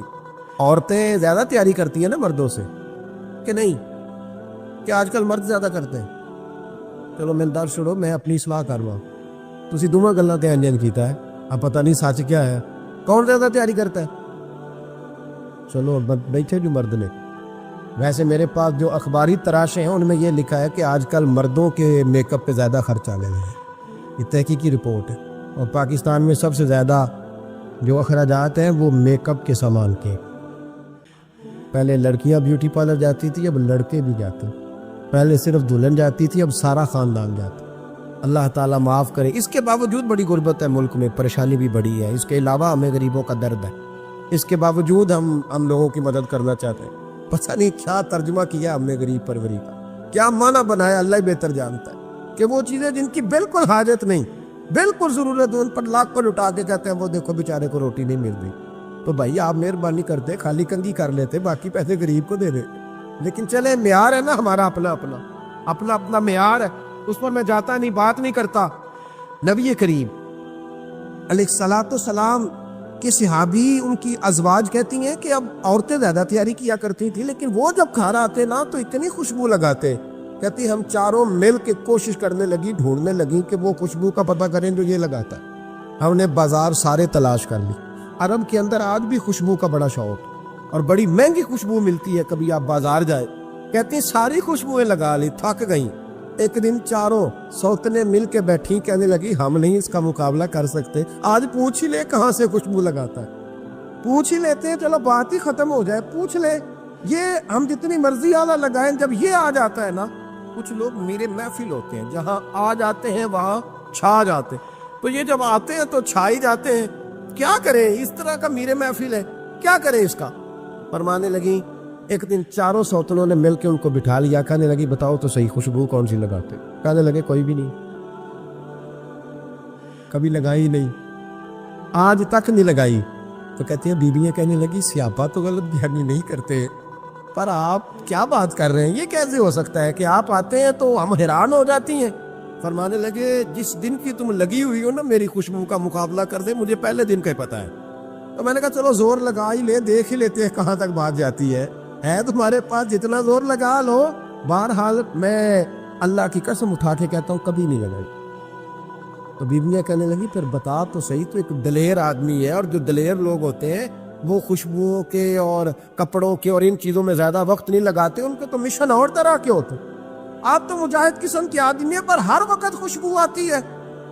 تو حضرت فرقد رو پڑے, کہنے لگے بیمار ہو گیا تھا, لاچار ہو گیا, حکیموں طبیبوں نے انکار کر دیا, وجود پر میرے آبلے نکل آئے, پھنسیاں بن, ان میں پیپ بھر گئی, بیٹھ نہیں سکتا تھا, اٹھ نہیں سکتا. جب تھک گیا نا تو دروازہ رسول پہ چلا گیا. جب تھک گیا طبیبوں کا تھکایا ستایا حضور کی بارگاہ میں کہا محبوبہ دیکھے تو صحیح میرا کیا حال ہے۔ حضور ذرا دیکھ کے چل نہیں سکتا، سو نہیں سکتا، بیٹھ نہیں سکتا، تیرے علاوہ غم کسے بتاؤ؟ کہتے ہیں حضور نے فرمایا 70 ڈھانپ لے باقی سارے کپڑے اتار، 70 ڈھانپ لے۔ کہتے ہیں ٹخنوں سے لے کر ناف تک میں نے 70 ڈھانپ لی، باقی سارے کپڑے اتارے۔ حضور کیا کریں گے؟ فرماتے ہیں نبی پاک نے دست مبارک اٹھایا، برف سے ٹھنڈا، کستوری سے زیادہ مہکنے والا، فرماتے ہیں پورے وجود پر میرے حضور نے دست مبارک ایک دفعہ لگا دیا، اب جدھر جدھر سے گزرتا ہوں ساری دنیا خوشبو سے بھر جاتی ہے۔ یہ نبی پاک کا دیا ہوا نور ہے، یہ حضور کی عطا کردہ شفا ہے، یہ رسول پاک کے حسن کی خیرات ہے۔ ایک شاعر نے ایک فقرہ کا کمال کر دی، کہنے لگا ظلمت کو ان کے نور نے کافور کر دیا، جس پر پڑی نظر اسے بھی نور کر دیا۔ اپنے ذہن میں تہیہ کریں اب ہم نے بدل جانا ہے۔ شوگر ہو جائے تو بدلنا پڑتا ہے، اللہ معاف کرے چینی چھوڑنی پڑتی ہے، من پسند مٹھائیاں چھوڑنی پڑتی ہیں، بدلنا پڑتا ہے۔ بلڈ پریشر ہو جائے تو یارو بدلنا پڑتا ہے۔ اگر انسان کو خدا نہ خواستہ کوئی مرض لگ جائے تو بدلنا پڑتا ہے۔ اولاد پیدا ہو جائے تو بدلنا پڑتا ہے۔ گھر میں بیٹیاں پیدا ہو جائیں تو بوڑھے باپ کو بدلنا پڑتا ہے۔ بال سفید آ جائیں تو پھر بھی تو بدل جانا چاہیے نا۔ انسان کی عمر 40 سال ہو جائے تو پھر بھی تو بدل جانا چاہیے۔ شب برات پہ توبہ کرے تو پھر بھی تو بدل جانا چاہیے۔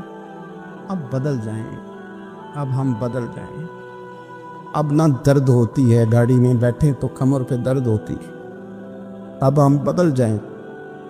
اب لوگ بتاتے ہیں تیرے بال سفید ہونے لگ گئے، اب ہم بدل جائیں۔ اب لوگ ہمیں کہتے ہیں بچے جوان ہو گئے، اب ہم بدل رہے نا یارو۔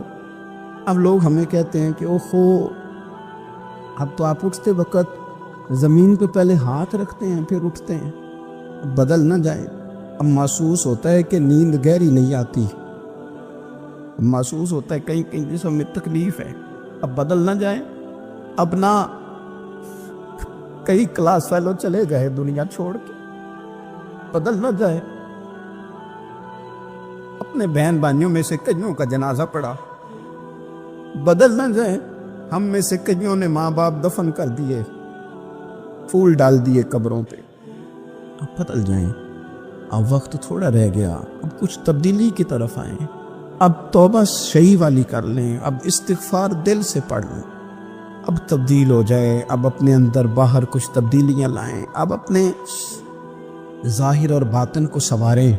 اب اللہ رسول کی بارگاہ میں جانا ہے نا تو کہیں ایسا نہ ہو شرم آئے حضور کے سامنے کھڑے ہوتے، حیا آئے نبی کریم کی بارگاہ میں کھڑے ہوتے۔ اب کچھ تبدیلی لائیں، آج ارادہ کریں کہ آج جو توبہ کریں گے وہ صحیح والی کریں گے، آج جو وہاں استغفار کریں گے اللہ کے حضور حاضر ہو کے تو وہ صحیح والا کریں گے۔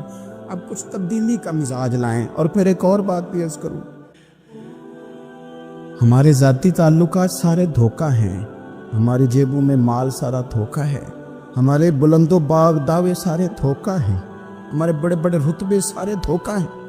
بڑے تعلقات تھے بیٹے کے، پر ماں بیمار تھی تو اسے صحت تو نہیں تعلقات کی وجہ سے میرے سے، بڑے تعلقات تھے نا بیٹے کے، لیکن جب بیماری زور پکڑ گئی تو پھر کیا کر سکا کوئی؟ بڑے تعلقات تھے، بڑا پیسہ تھا جیب میں، بڑا کچھ تھا، لیکن جب جناب اسرائیل آئے تو پھر کوئی کچھ بھی نہ کر سکا، پھر اپنے رہ گئے اور جس کو جانا تھا وہ سب چلے گئے۔ تو یہ جتنی چیزیں ہیں نا یہ کچھ نہیں ہیں، یہ دھوکہ ہے۔ سچ صرف اللہ رسول کی ذات ہے، حقیقت صرف دین ہے، اصل صرف وہ بارگاہیں ہیں۔ دھوکے میں نہ زندہ رہو، چھوڑ دو یہ بات کرنی کہ بڑے تعلقات ہیں، چھوڑ دو یہ بات کرنی کہ بڑا پیسہ ہے، چھوڑ دو یہ بات کرنی کہ برادری قبیلے علاقے میں بڑا، اور کچھ بھی نہیں ہے۔ کل من علیہ فان، ہوئے نامور بے نشاں کیسے کیسے، دیکھو زمین کھا گئی اور جوان کیسے کیسے۔ میں مولانا نورانی کی قبر پہ کھڑا تھا تو میں کہہ رہا تھا مقدور ہو تو خاک سے پوچھوں کہ اے لعین تو نے وہ گنج ہائے گرام مایا کیا کیے؟ اتنے بڑے لوگ تو لے گئے، اتنے بڑے لوگ قبروں میں کدھر گئے سلطان محمود غزنوی؟ کہاں ہیں شہاب الدین غوری؟ کہاں ہیں وہ لوگ جو میدانوں میں آ کے صرف ان کا نام لیا جاتا تھا تو دنیا کانپ جاتی تھی؟ وہ کہاں گئے؟ اٹھ گئے سب لوگ، چلے گئے، ختم ہو گیا معاملہ۔ وقت اب ہماری طرف بڑھ رہا ہے، اب تیزی ہے، اب پیغام اجل آیا، کئی ہمارے ارد گرد سے اٹھا کے لے گیا، اب ہمیں بھی تو واپس لوٹنا ہے نا، تو کچھ تیاری کر لیں، کچھ ارادہ کر لیں۔ اور بارگاہ رب رسول کی اس طرح کی ہے کہ بس جانے کی دیر ہے، بس صرف جانے کی دیر ہے، صرف جانے کی۔ اور اللہ رسول کی بارگاہ دوستو وہ والی ہے کہ جہاں نا زیادہ منت بھی نہیں کرنی پڑتی۔ وہ جو 4-5 لوگ تھے نا مکہ مکرمہ میں، انہوں نے بہت ہی اسلام کی مخالفت کی حد کر دی تھی، ان کے لیے حکم ہوا تھا جہاں ملے قتل کر دو۔ اکرمہ تھے، ابن خطل تھے، کچھ اور لوگ تھے، تو پتہ ہے ان کو کسی نے مشورہ کیا دیا تھا؟ کسی کافر نے مشورہ دیا، پر پتہ صلاح کیا دی تھی؟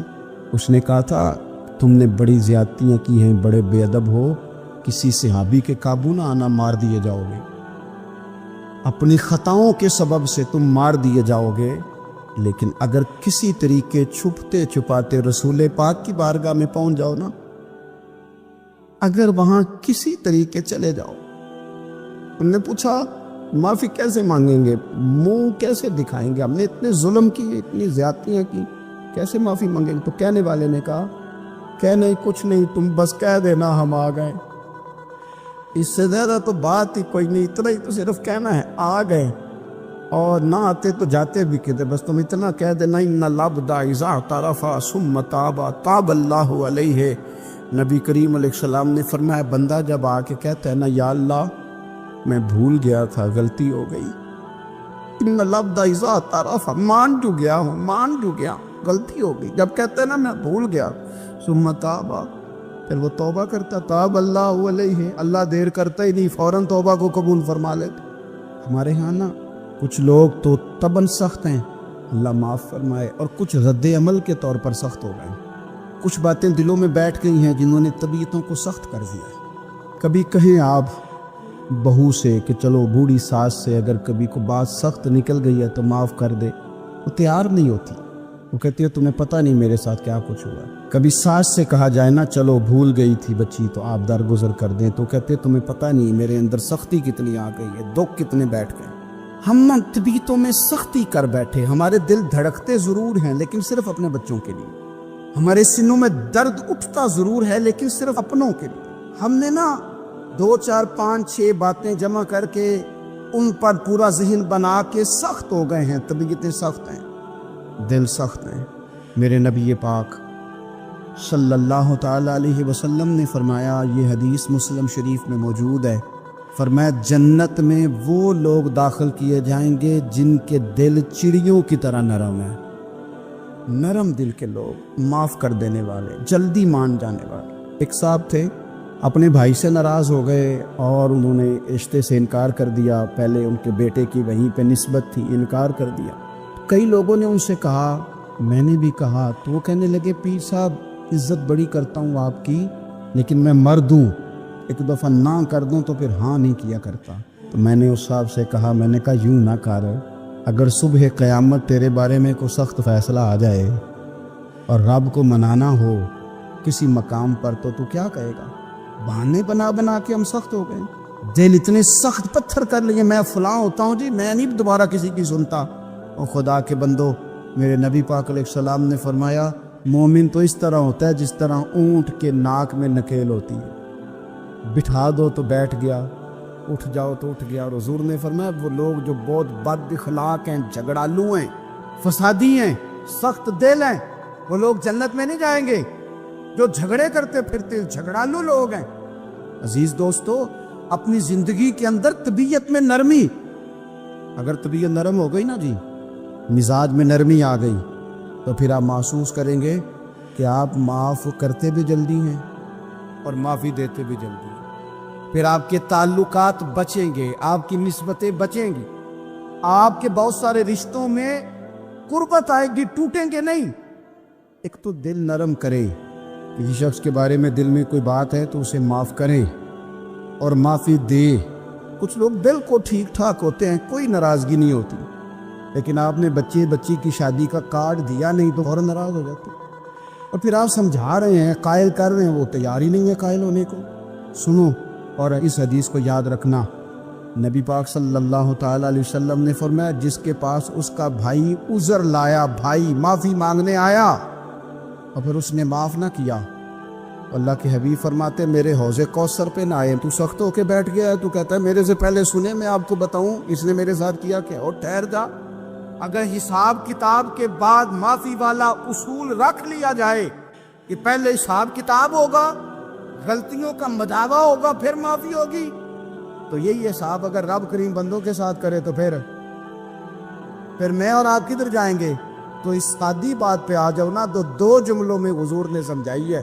فرمایا تم رب کے بندوں کو معاف کر دو، اللہ تمہیں معاف کر دے گا.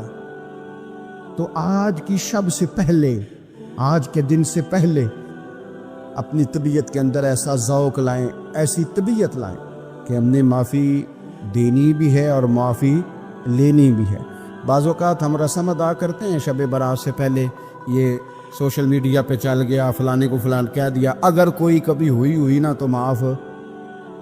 ایسے تو نہیں نا معافیاں ہوتی. ہمیں پتہ ہوتا ہے ہم سے کون ناراض ہے، ہمیں خبر ہوتی ہے ہم نے کس کو تکلیف دی، ہمیں پتہ ہوتا ہے کس نے ہمارے لہجوں سے پریشانی پائی ہے، کون ہے جو ہماری وجہ سے اذیت کا شکار ہے. تو اس سے جا کے معافی مانگے تو یہ چیزیں معافی کا سبب بن جائیں گی. میرے نبی کریم علیہ وآلہ وسلم نے ارشاد فرمایا قیامت کے دن کچھ لوگ کنیوں کی بات سن کے جنت میں چلے جائیں گے. اللہ تعالی ہماری پردہ پوشی عطا فرمائے. کہا کچھ تبلیغیں کرنے والے دوزخ کے دروازے پہ کھڑے ہوں گے تو وہ جنتی کہیں گے کہ مولانا پیر صاحب ہم تو آپ کی بات سن کے جنت میں جا رہے ہیں، تو آپ یہاں کیوں کھڑے ہیں؟ تو وہ کہیں گے ہائے افسوس، میں کہتا تو رہا پر عمل نہ کر سکا. میں عمل ہے، اس سے مراد سے تو منبر پہ بیٹھنے والا مولوی نہیں، اس سے ہر وہ شخص مراد ہے جو نصیحتیں تو بڑی کرتا ہے لیکن خود عمل ہے وہ بہت بڑا الفاظ کا ذخیرہ رکھتا ہے، پر عمل کے لیے 2 سجدے بھی صحیح طریقے سے دے سکتا. پھر وہ استغفار کرے، پھر وہ اللہ کی بارگاہ میں معافی مانگے، پھر وہ توبہ کرے. اس لیے کہ جو جتنا بڑا ہوتا تھا نا اس پہ خشیت بھی اتنی زیادہ طاری ہوتی، اس پر خشیت بھی اتنی جتنا. حضرت عمر فاروق رضی اللہ تعالیٰ عنہ کو زخم لگ گیا، شدید زخم لگا، بڑی زیادہ خون بہہ گیا ہے، بہت سارے صحابہ آپ کے گرد جمع ہو گئے، حضرت عبداللہ ابن مسعود بھی آ گئے، تو جناب عمر رونے لگ گئے. اب تو رونا آتا ہی نہیں لوگوں کو. حضرت محی الدین ابن عربی کہا کرتے تھے جس کو پورا ہفتہ ہو گیا نا وہ طریقت کا مسافر بھی. جاگ رہے ہیں آپ حضرات؟ کہتے تھے جس کو پورا ہفتہ ہو گیا نا طریقت کا مسافر بھی ہے پر اللہ رسول کی یاد میں رویا نہیں. فرماتے تھے مجھے تو اس کے ایمان پر شک ہونے لگ گیا کہ 8 دن ہو گئے اسے خیال ہی نہیں آیا. حضرت عمر میدان میں جس شخص کے کبھی پاؤں نہیں لڑکھڑائے، اللہ رسول کی بات آتی تھی تو دریا بہتے تھے آنسو. یہاں حال ہی کوئی نہیں، خشک جملے اور جناب موٹے موٹے تراشے ہوئے فکرے اور لفظوں کی ہیرا پھیری، اس کے علاوہ کوئی چیز نظر ہی نہیں آتی. حضرت عمر رونے لگے، آخری وقت ہے، تڑپ رہے ہیں، آنسو بہ رہے. حضرت عبداللہ ابن مسعود آ گئے، انہوں نے کہا عمر تیری ہجرت بھی بڑی باکمال تھی، تیرا اسلام قبول کرنا بھی بڑا ہی باکمال تھا، حضور بھی تجھ سے ہمیشہ راضی رہے. عمر تو روتا کیوں ہے یار؟ بات تو یہ ہے کہ جب تو نے خلافت سنبھالی تو پھر تیرے طریقے بھی باکمال ہی تھے، اور جب تو میدان میں اترتا تھا پھر بھی تیرے معاملات باکمال تھے، اور جب تو مال غنیمت بانٹتا تھا پھر بھی تو باکمال. یار ہر موقع پہ تو باکمال تھا تو جاتے تو پھر روتا کیوں ہے؟ ان کا استغفار دیکھو، ان کی توبہ دیکھو. حضرت عمر پھر رو پڑے، کہنے لگے عبداللہ لوگوں کو میری نیکیوں کا پتہ ہے، گناہوں کا تو نہیں نا پتہ. وہ تو میں جانتا ہوں یا میرا مالک جانتا ہے نا. نیکیاں تو سب کے سامنے، پر من آنم کے من دانم جو اندر چھپے ہوئے گناہوں کے ڈھیر ہے وہ تو میں جانتا ہوں. تو نے میرے کلمہ پڑھنے سے لے کر میری حکومت تک میری ساری نیکیاں گنوائی ہیں، اب دعا کر میرے لیے کہ رب میری نیکیاں اور بدیاں برابر کر دے. مجھے درجہ نہیں چاہیے، بس اللہ مجھے معاف کر دے. درجوں کی ضرورت ہے، درجوں کی ضرورت نہیں ہے. یہاں تو لوگ درجات لے کے بیٹھے. حافظ کہتا ہے کہ میں جتنے آیتیں ہوگی اتنے میرے درجے بلند ہوگی. پہلے درجوں والا کام تو کوئی کرنا. مولانا کہتے ہیں کہ نور کے ممبر پہ بیٹھوں گا. بھائی پہلے بتا نور کے ممبر کی طرف تیرا سفر بھی جاری ہے کہ نہیں؟ تاجر کہتا ہے کہ میں سخاوت کروں گا تو حضرت عثمان کے ساتھ جگہ ملے گی، پر حضرت عثمان کی سخاوت اور اپنی سخاوت کا فرق بھی دیکھ۔ مجاہد کہتا ہے کہ میں نبی پاک کے جہاد والے صحابہ کی پشت پہ رہوں گا تو پہلے اپنے کام تو دیکھ، اور جب ساری باتیں سمجھ میں نہ آئے تو پھر اللہ کی بارگاہ میں استغفار کر، پھر بیٹھ۔ بڑے لوگ استغفار کرتے، معافی چاہتے، اور یہ استغفار پھر اتنا کرم کرتا، اتنی آسانی کرتا، اس قدر بہتری کرتا کہ وہ مانگ تو اپنے گناہوں کی معافی رہے ہوتے تھے اور اللہ رحمتوں کے دروازے کھول دیتا تھا۔ اللہ ان پر کرم کے دروازے۔ حضرت امام حسن کے پاس ایک شخص آیا، حضرت امیر معاویہ بھی بیٹھے تھے، تو اس نے امام حسن سے آ کے کہا کہ حضور اولاد نہیں ہے، کوئی دعا کر دے۔ تو جو ہے میری بات پر، اب بھی لوگ پیروں کے پاس آتے ہیں نا، ماشاءاللہ سے اللہ خیر فرمائے، تو پیر صاحب اگر وظیفہ بتائے تو وظیفہ چونکہ پڑھنا پڑتا ہے، وہ کام مشکل ہے، لہذا تعویذ تو پیروں نے بھی اب ماشاءاللہ بڑی ترقی کر لی، انہوں نے بھی تعویذ چھپوا کے رکھ لی ہے۔ کون لکھے اتنی تعویذ، جو کہ ہر مرید کو تو تعویذ چاہیے، انہوں نے نا جی تعویذ پکے چھپوا لی ہیں، کچھ نے مورے بنوا لی ہیں۔ دیکھتا رہتا ہوں، میرا شعبہ ہے نا، میں دیکھتا رہتا ہوں کہ مور لگائی، اس کو باندھا، اللہ خیر کرے۔ اب وہ نفسیاتی معاملہ ہے، ظاہر ہے 100 بندہ تعویذ لے کے گیا ہے تو 1.5 کو تو فرق پڑے گا ہی نا بیچ میں سے، جس کو فرق پڑ گیا اس کا فیس بک پہ دے دیا کہ یہ میری کرامت ہے جی، تو جس کا نہ پڑا جی جڑے محرم راز حقیقت دے او تے راز حقیقت کھول دے ہی نہیں، اے جنہ ویکھیا نہیں او کرن گلا، جنہ ویکھ لیا او تے بول دے ہی نہیں۔ ہمارے ایک حضرت تھے تو ان کے پاس ہم بیٹھے تھے، نیک آدمی، تو تعویذ دیا تو مرید کہنے لگا حضور دوبارہ کب آؤں؟ کہنے لگے فرق پڑ گیا تو آ جانا، نہیں تو کہیں اور چلے جانا۔ اس لیے کہ شیخ عبدالعزیز دباغ رحمت اللہ علیہ کے ایک مرید نے کہیں تنقید کر دی تھوڑی سی، یہ لفظ بس نا بہت بڑے ہیں، ان کی میں تشریح نہیں کروں گا، جتنے جملے اتنی بات کر کے بیت جاؤں گا، ان کی تشریح نہیں ہو سکتی، یہ ان کی توضیح نہیں ہو سکتی، کچھ تفسیر نہیں ان کی ہو سکتی، یہ جملے بڑے، میں کوئی تشریح نہیں کروں گا۔ اس نے کہا کہ حضور فلاں فلاں فلاں فلاں جگہ مجھے پریشانی ہے آپ کے حوالے سے، تو آپ فرمانے لگے میں نے کون سا باندھا ہوا ہے، نہیں سمجھ میں بات آتی تو کہیں اور چلا جا، باندھ کے رکھا، نہیں دروازے کھلے ہوئے کہیں اور چلا جا، ختم ہو گئی بات۔ تنقید کرنے کی ضرورت چھٹی، اس لیے کہ وہ لوگ بت نہیں بناتے تھے کہ بس ادھر ہی پوجا کرنی ہے کہ کہیں اور نہیں جانا، یہ چھوڑے ہے نا ہمارے یہاں چکر چلا ہوا، میرے علاوہ کہیں اور نہ جانا۔ شیخ عبدالوہاب شرونی فرمایا کرتے تھے یہ تو نقص ہے تیرے اندر کا، یہ تو تیرے اندر کا نقص ہے، اگر تو قابل ہوتا تو کہتا جا سنگیا سارا زمانہ دیکھا، اگر کوئی میرے جیسا ملا تو چلا جانا، اور اگر میری طرح کا نہ ملا تو پھر کہیں اور جا دیکھا سارا۔ او بھائیو کیا چکر ہے، وظائف لوگ پوچھتے تھے تو ان پہ عمل کرتے تھے، وہ چیزیں فائدہ دیتی۔ حضرت امام حسن سے آ کے وظیفہ پوچھا، اس شخص نے کہا حضور اولاد کوئی نہیں تو وظیفہ بتائے، تو آپ نے فرمایا استغفار پڑھا کر۔ کیا کر؟ اس نے کہا ٹھیک ہے، تو حضور پھر میں دوبارہ کب آؤں؟ تو امام حسن کہنے لگے بے اولاد ہے نا تو، استغفار کا وظیفہ بتایا نا؟ کہا ہاں۔ فرمانے لگے اب اس وقت آنا جب اللہ تجھے 10 بیٹے عطا کرے گا۔ کتنے؟ 2 4 نہیں، 10 ہی کہہ دیے۔ تو حضرت امیر معاویہ رضی اللہ عنہ دیکھا، کہنے لگے حسن اتنا بڑا دعویٰ؟ آپ فرمانے لگے میں نے کہہ دیا نا، تو اللہ فضل کرے گا، ہاں ہاں اللہ خیر کرے گا، خیر ہو جائے گی۔ وہ شخص کئی سالوں کے بعد آیا، کئی سالوں کے بعد، تو حضرت امیر معاویہ کو بھی ساتھ لایا، کہنے لگا حضور اللہ کے فضل سے اللہ نے 10 بیٹے عطا فرمائے، پورے 10 ہی اللہ نے دیے۔ حضرت امیر معاویہ کہنے لگے جناب بات تو آپ کی سچی ہو گئی، پر مجھے بھی بتائیے وظیفہ کہاں سے لیا؟ فرمانے لگے قرآن پاک سے، سورہ نوح کی 10 11 12 آیت پڑھو، اللہ فرماتے تم استغفار پڑھو، میں تمہاری بیٹوں سے بھی مدد کروں گا، مالوں سے بھی مدد کروں گا۔ تو میں نے استغفار بتائی تھی، اور قرآن میرے اللہ کا ہے، رب کا وعدہ جھوٹا ہو سکتا؟ فرمایا 10 بیٹے ملنے تھے، میں نے کہہ جو دیا تھا۔ اور میرے بھائیوں یاد رکھیں، استغفار اللہ کی رحمت نازل کر، ایک ہوتا ہے خوف، ایک ہوتی ہے خشیت۔ خوف والے لوگ توبہ کرتے ہیں، خشیت والے استغفار کرتے ہیں۔ ایک ہوتا ہے خوف، ایک ہوتی ہے خشیت والے استغفار کرتے ہیں۔ نبی کریم علیہ السلام نے فرمایا میں دن میں 100 مرتبہ استغفار کرتا ہوں، دن میں 100۔ توبہ والا کہتا ہے کہ میں بھول گیا تھا، مجھے معافی مل جائے، اور خشیت والا کہتا ہے میرا یار ناراض نہ ہو جائے۔ وہ استغفار ہی کرتا رہتا ہے، وہ معافی مانگ. حضرت رومی نے مثال دی ہے، فرماتے ایک عورت تھی تو بھیک مانگا کرتی تھی. ایک دن بادشاہ کے دروازے پہ بھیک مانگنے گئی تو بادشاہ کو پسند آ گئی، اس نے نکاح کر لیا. 20 کنیزائیں اس بی بی کے پاس تھی خدمت کرنے کے لیے، روٹی دینے کے لیے، کپڑا دینے کے لیے، لیکن وہ ہر وقت روتی رہتی تھی، ہر وقت روتی. ایک سمجھدار کنیز کہنے لگی کہ ملکہ اب تیرا درجہ بہت بڑا ہے، تو ہر وقت روتی رہتی ہے، معافی مانگتی رہتی ہے ہر وقت، کون سی ایسی نعمت ہے جو تیرے پاس نہیں؟ تو وہ کہنے لگی اس لیے تو روتی ہوں. کیا مانا؟ کہنے لگی اس لیے روتی ہوں کہ میں اس قابل نہیں تھی جو مجھے مل گیا، کہیں میرے سر کا سائیں ناراض نہ ہو جائے، وہ کہیں بگڑ نہ جائے. مجھے پتا ہے کہ میں کیا تھی اور مجھے کہاں تک پہنچا دیا. میں روتی اس لیے ہوں کہ کبھی کہیں وہ ناراض. حضرت عمر اس لیے روتے تھے کہ کہیں مصطفیٰ ناراض نہ ہو جائے.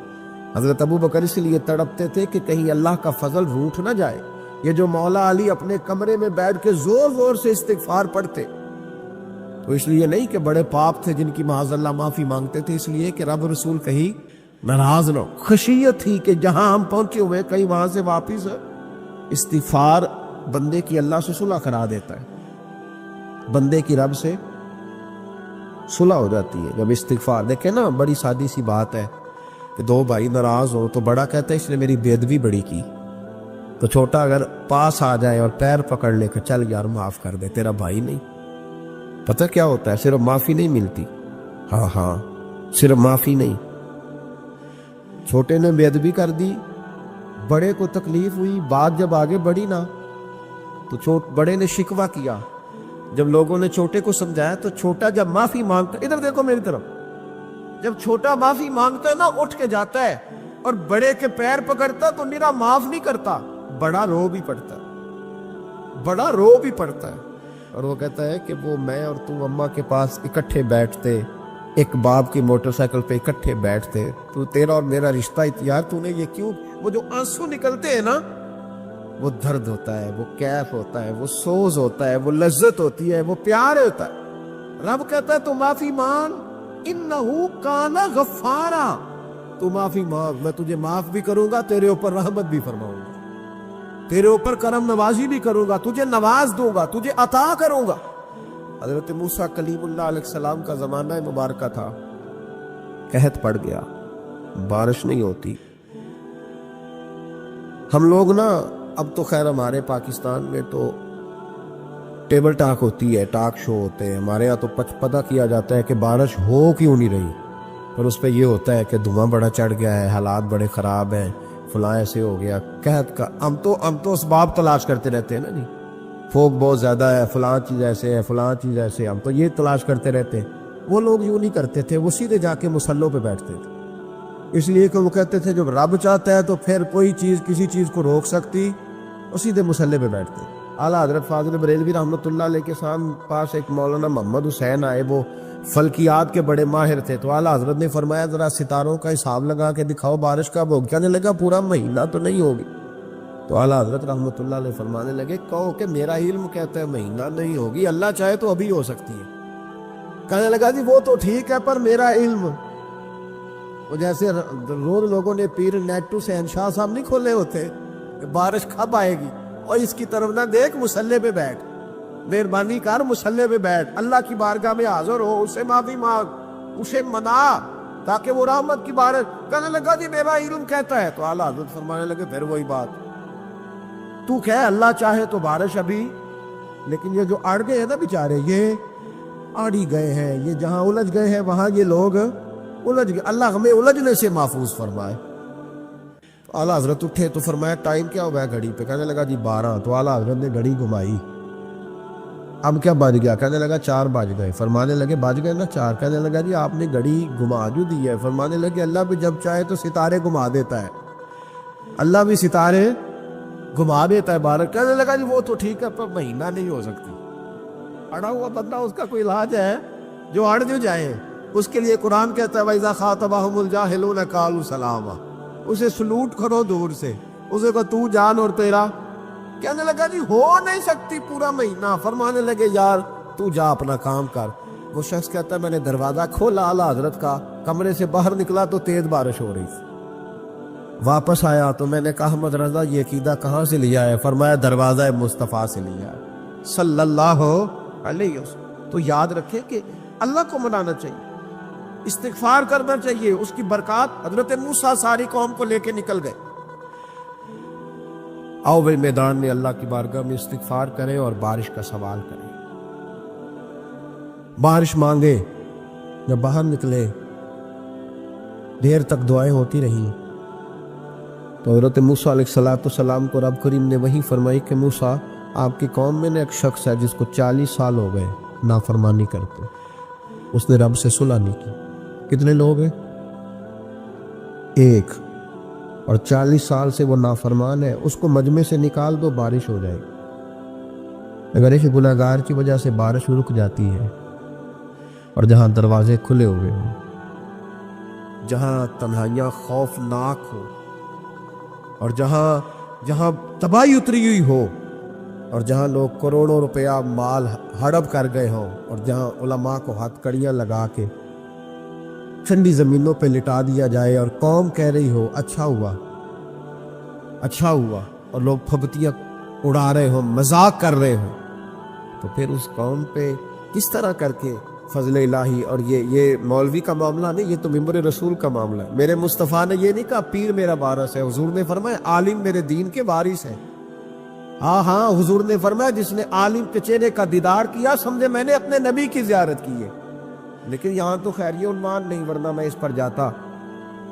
ہائے، وہ کہا ایک بندہ ہے 40 سال سے اللہ کی نافرمانی کر رہا ہے، وہ اگر نکل جائے تو بارش ہو جائے گی۔ حضرت موسیٰ نے اعلان کر دیا بھی ایک شخص ہے، وہ اگر نکل جائے تو بارش ہو جائے گی۔ پتہ تو ہوتا ہے نا سب کو، مجھے بھی پتہ ہے کہ میں اندر سے کیسا ہوں، اور آپ کو بھی خبر تو ہوتی ہے نا جی۔ جب بات ہو رہی ہوتی ہے تو پھر پتہ تو چلتا ہے نا کہ بات کہاں جا کے سیٹ ہو رہی ہے، پتہ چلتا ہے نا۔ اسے ابھی چل گیا پتہ، اب اندر ہی اندر رونے لگا۔ اور دیکھو امام رازی اور امام غزالی دونوں نے لکھا ہے کہ اس درد سے رویا، اس درد سے کہ ادھر والے کو بھی پتہ نہ چل جائے، مجمع کے اندر کھڑا ہے اور ادھر والے کو بھی استغفار، دیکھو ادھر والے کو بھی پتہ نہ چل جائے اور ادھر والے کو بھی کہیں ہجوم میں غم میں بھی توہین نے ضبط غم نہ ہوئی، ہم اس احتیاط سے روئے کہ آنکھ نم نہ ہوئی۔ ہجوم میں غم میں بھی توہین نے ضبط غم نہ ہوئی، ہم اس احتیاط سے روئے کہ آنکھ نم نہ ہوئی، روئے بھی پر کسی کو آنسو نہیں دیکھنے دیے۔ اب اس درد سے کہتا ہے اللہ تو تو معاف کرنے والا ہے نا، تو تو معاف کرتا ہے، پردہ پوشی کرتا ہے، اور مالک اگر لوگوں کو پتہ چل گیا تو میرے تو بچوں کا بھی جینا حرام کر دے گی، یا اللہ میری تو آنے والی نسل بھی تڑپ کے وقت گزارے گی۔ مالک تو معاف کر دیا کرتا ہے، لوگ نہیں معاف کرتے، اے اللہ یہ میری خوبیاں بھول جائیں گے، میری خامیوں پر بات، مالک میں یہ ذلت نہیں برداشت کر سکتا، فضل فرما۔ حضرت موسیٰ نے دوبارہ اعلان کیا نکلتے ہو کہ نہیں نکلتے؟ پھر تڑپا خداوندا مجھے بے آبرو نہ کر، یہ ذلت اور رسوائیاں یہ نہیں برداشت ہوتی، اللہ درگزر حضرت موسیٰ نے تیسرا اعلان کیا نکلتا ہے یا میں پھر اس کا نام لوں؟ اللہ سے پوچھ کے نام لوں اس کا، بتاؤ کون ہے؟ اب تو تڑپ کے کہنے لگا مالک میں تیری بارگاہ میں استغفار کرتا ہوں، آئندہ نہیں کرتا، آئندہ نہیں کرتا۔ یہ لفظ ادا کیے، بندہ کوئی بھی نہیں نکلا، رب کریم نے بارش عطا کر دی، تیز بارش جب برسی نا، تیز بارش، لوگ تو می دیکھ کے دوڑ گئے۔ تو حضرت موسیٰ کہنے لگا یا اللہ مجھے بھی تو بتا، تو نے کہا تھا کہ جب تک بندہ نہیں نکلتا بارش نہیں ہوگی، تو نکلا کوئی بھی نہیں، بارش ہو گئی، ماجرا کیا ہے؟ تو رب کریم نے فرمایا موسیٰ بس اس نے مجھ سے صلح کر لی، اس نے مجھ سے صلح کر لی۔ اور امام غزالی نے لفظ لکھے، حضرت موسیٰ نے پوچھا، حالانکہ اللہ اپنے نبیوں کو غیب کے خزانے دیتا ہے، پوچھا کہ اے اللہ مجھے اس کا نام بتا دے، تو رب کریم نے فرمایا موسیٰ جب گناہ گار تھا تب نہیں کسی کو بتایا، جب پاپی تھا تب نہیں بتایا، جب مجرم تھا تب نہیں بتایا، اب کیسے بتا دوں؟ فرمایا اس کی میری صلح ہو گئی ہے، اور فرمایا جو بارش نہیں نہ ہو رہی تھی وہ بھی اس کی وجہ سے نہیں ہو رہی تھی، اب جو ہوئی ہے نا تو یہ بھی اسی کی وجہ سے ہوئی ہے۔ ایک سزا یہ ہوتی ہے کہ انسان جب گناہ کرنے لگتا ہے تو اللہ نعمتوں کے دروازے کھولتا ہے، مہلت دیتا ہے۔ 500 سال تک فرعون کو مہلت دی، کتنے؟ یہاں جو 5 سال حکومت کر لیتا ہے وہ کہتا ہے سب سے قابل میں ہی ہوں، مجھے مہلت جو ملی ہوئی ہے۔ 500 سال مہلت دی اللہ تعالیٰ نے، اور فرعون کی قوم پر پتہ عذاب کس طرح کے آئے تھے؟ ٹڈیاں مسلط کر دی اللہ نے۔ یہ گھومتی نہیں چھوٹی سی، ہم اپنی زبان میں اس کو کچھ لوگ مختلف ناموں سے یاد کرتے ہیں، کوئی مکڑی کہتا ہے، کوئی کچھ کہتا ہے، مسلط کر دی، جاتی نہیں۔ ان پر بنی اسرائیل کے ان مقابل جو فرعون کی قوم تھی ان پر الزام اس طرح کا عذاب آیا کہ مینڈک مسلط کر دی اللہ تعالیٰ۔ برتن کھولتے تھے اندر مینڈک نکلتا تھا، دنیا کی ہر دوائی استعمال کرتے تھے لیکن مینڈک نکل آتا تھا۔ تھوڑا سا سمجھا کریں چیزوں، ہمارے رنگ نہیں زیادہ گورے کہ ہم پر عذاب نہیں آتا، کوئی بہت زیادہ اللہ تعالیٰ معاف فرمائے دولت نہیں جمع کرا بیٹھے شاہی خزانے میں کہ ہم سے پوچھا نہیں جائے۔ یہ مہلت ہے، مہلت کو مہلت سمجھو، پر جب پکڑ آتی ہے نا اللہ کریم کی، میں نے دیکھا ہے کروڑوں روپیہ، 6 اولادیں، ایک شخص کے بچے باہر سے آ رہے تھے، وہ بندہ بیمار تھا، مجھے کہنے لگا حضرت جی دعا کریں میں ان کے آنے سے پہلے پہلے مر جاؤں ورنہ آ کے مجھے مار دیں گے، دعا کریں۔ اتنی بے سکونی، کروڑوں روپیہ پڑا ہے تو یہ عذاب نہیں؟ کوئی ضروری ہے کہ پتھر ہی برسیں گے تو سمجھ آئے گی؟ یہ جو سگا بیٹا بوڑھے باپ کے قریب سے گزر جاتا ہے سلام نہیں لیتا تو اس کو عذاب نہیں سمجھتے؟ یہ جو امت کی بیٹیاں، امت کی بچیاں، ہماری بچیاں ایک سال کے اندر 75 76 ہزار بچی ایک ڈویژن سے بھاگ کے شادی کر رہی ہے، اور ایک صوبے سے، تو اس کو آپ اللہ کا عذاب نہیں سمجھتے؟ معمولی بات ہے؟ نہیں ہمارے رنگ ہو رہے، ہم بڑے سمارٹ ہیں۔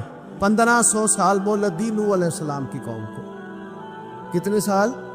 بول کے بتائیے، بول کے دوبارہ بولیے۔ 1500 سال۔ کوئی آدمی اپنی سمارٹنس پہ خوش نہ ہو جائے کہ 20 سال ہو گئے میں تو نافرمانی بھی کر رہا ہوں، روٹی بھی پک رہی ہے، میں تو حرام بھی کھا رہا ہوں، پھر بھی سب ٹھیک ہے۔ 1500 سال مہلت دی، پھر حضرت نوح کہنے لگے اللہ میں نے تو بڑا سمجھایا نہیں باز آتے، پر اب کریم نے فرمایا کشتی بناؤ۔ اللہ کے پیغمبر کشتی بنانے لگے تو قوم مذاق اڑانے لگ گئی۔ اب کیا کرنے لگے ہو؟ اب کشتی بنانے لگے ہو، خیر تو ہے، کون مذاق اڑا رہی ہے؟ حضرت نوح علیہ السلام کا۔ آپ نے کشتی بنائی، پانی کہاں سے نکلا؟ نہ بارشیں ہوئی نہ سیلاب آئے، ایک تندور تھا اس کے اندر سے پانی نکلنا شروع ہو۔ کبھی تو دور سے بھی پانی نکلا ہے، پر جب نکالنے والا چاہتا ہے تو وہاں سے بھی ایک تندور سے پانی نکلا، اتنا نکلا، اتنا نکلا، اتنا نکلا کہ قوم ساری ڈوب گئی۔ قرآن مجید کے صفحات شہادت دیں گے کہ حضرت نوح کی قوم کا بچہ بچہ بہہ گیا، بچے صرف وہ تھے جو حضرت نوح کے ساتھ ہو گئے، تباہ ہو گئی۔ اللہ بے نیاز ہے، بے نیاز۔ 1500 سال مہلت ملے اور تو پھر بھی کہے رب بڑا کریم ہے معاف کر دے گا۔ 1500 سال تجھے گنجائش تھے اور تو کہے کوئی نہیں، بات معافی ملنی چاہیے ابھی بھی۔ میرے بھائی، حضرت صالح علیہ السلام کی قوم، حضرت صالح نے تبلیغ شروع کی تو کہنے لگے پہلے معجزہ دکھاؤ۔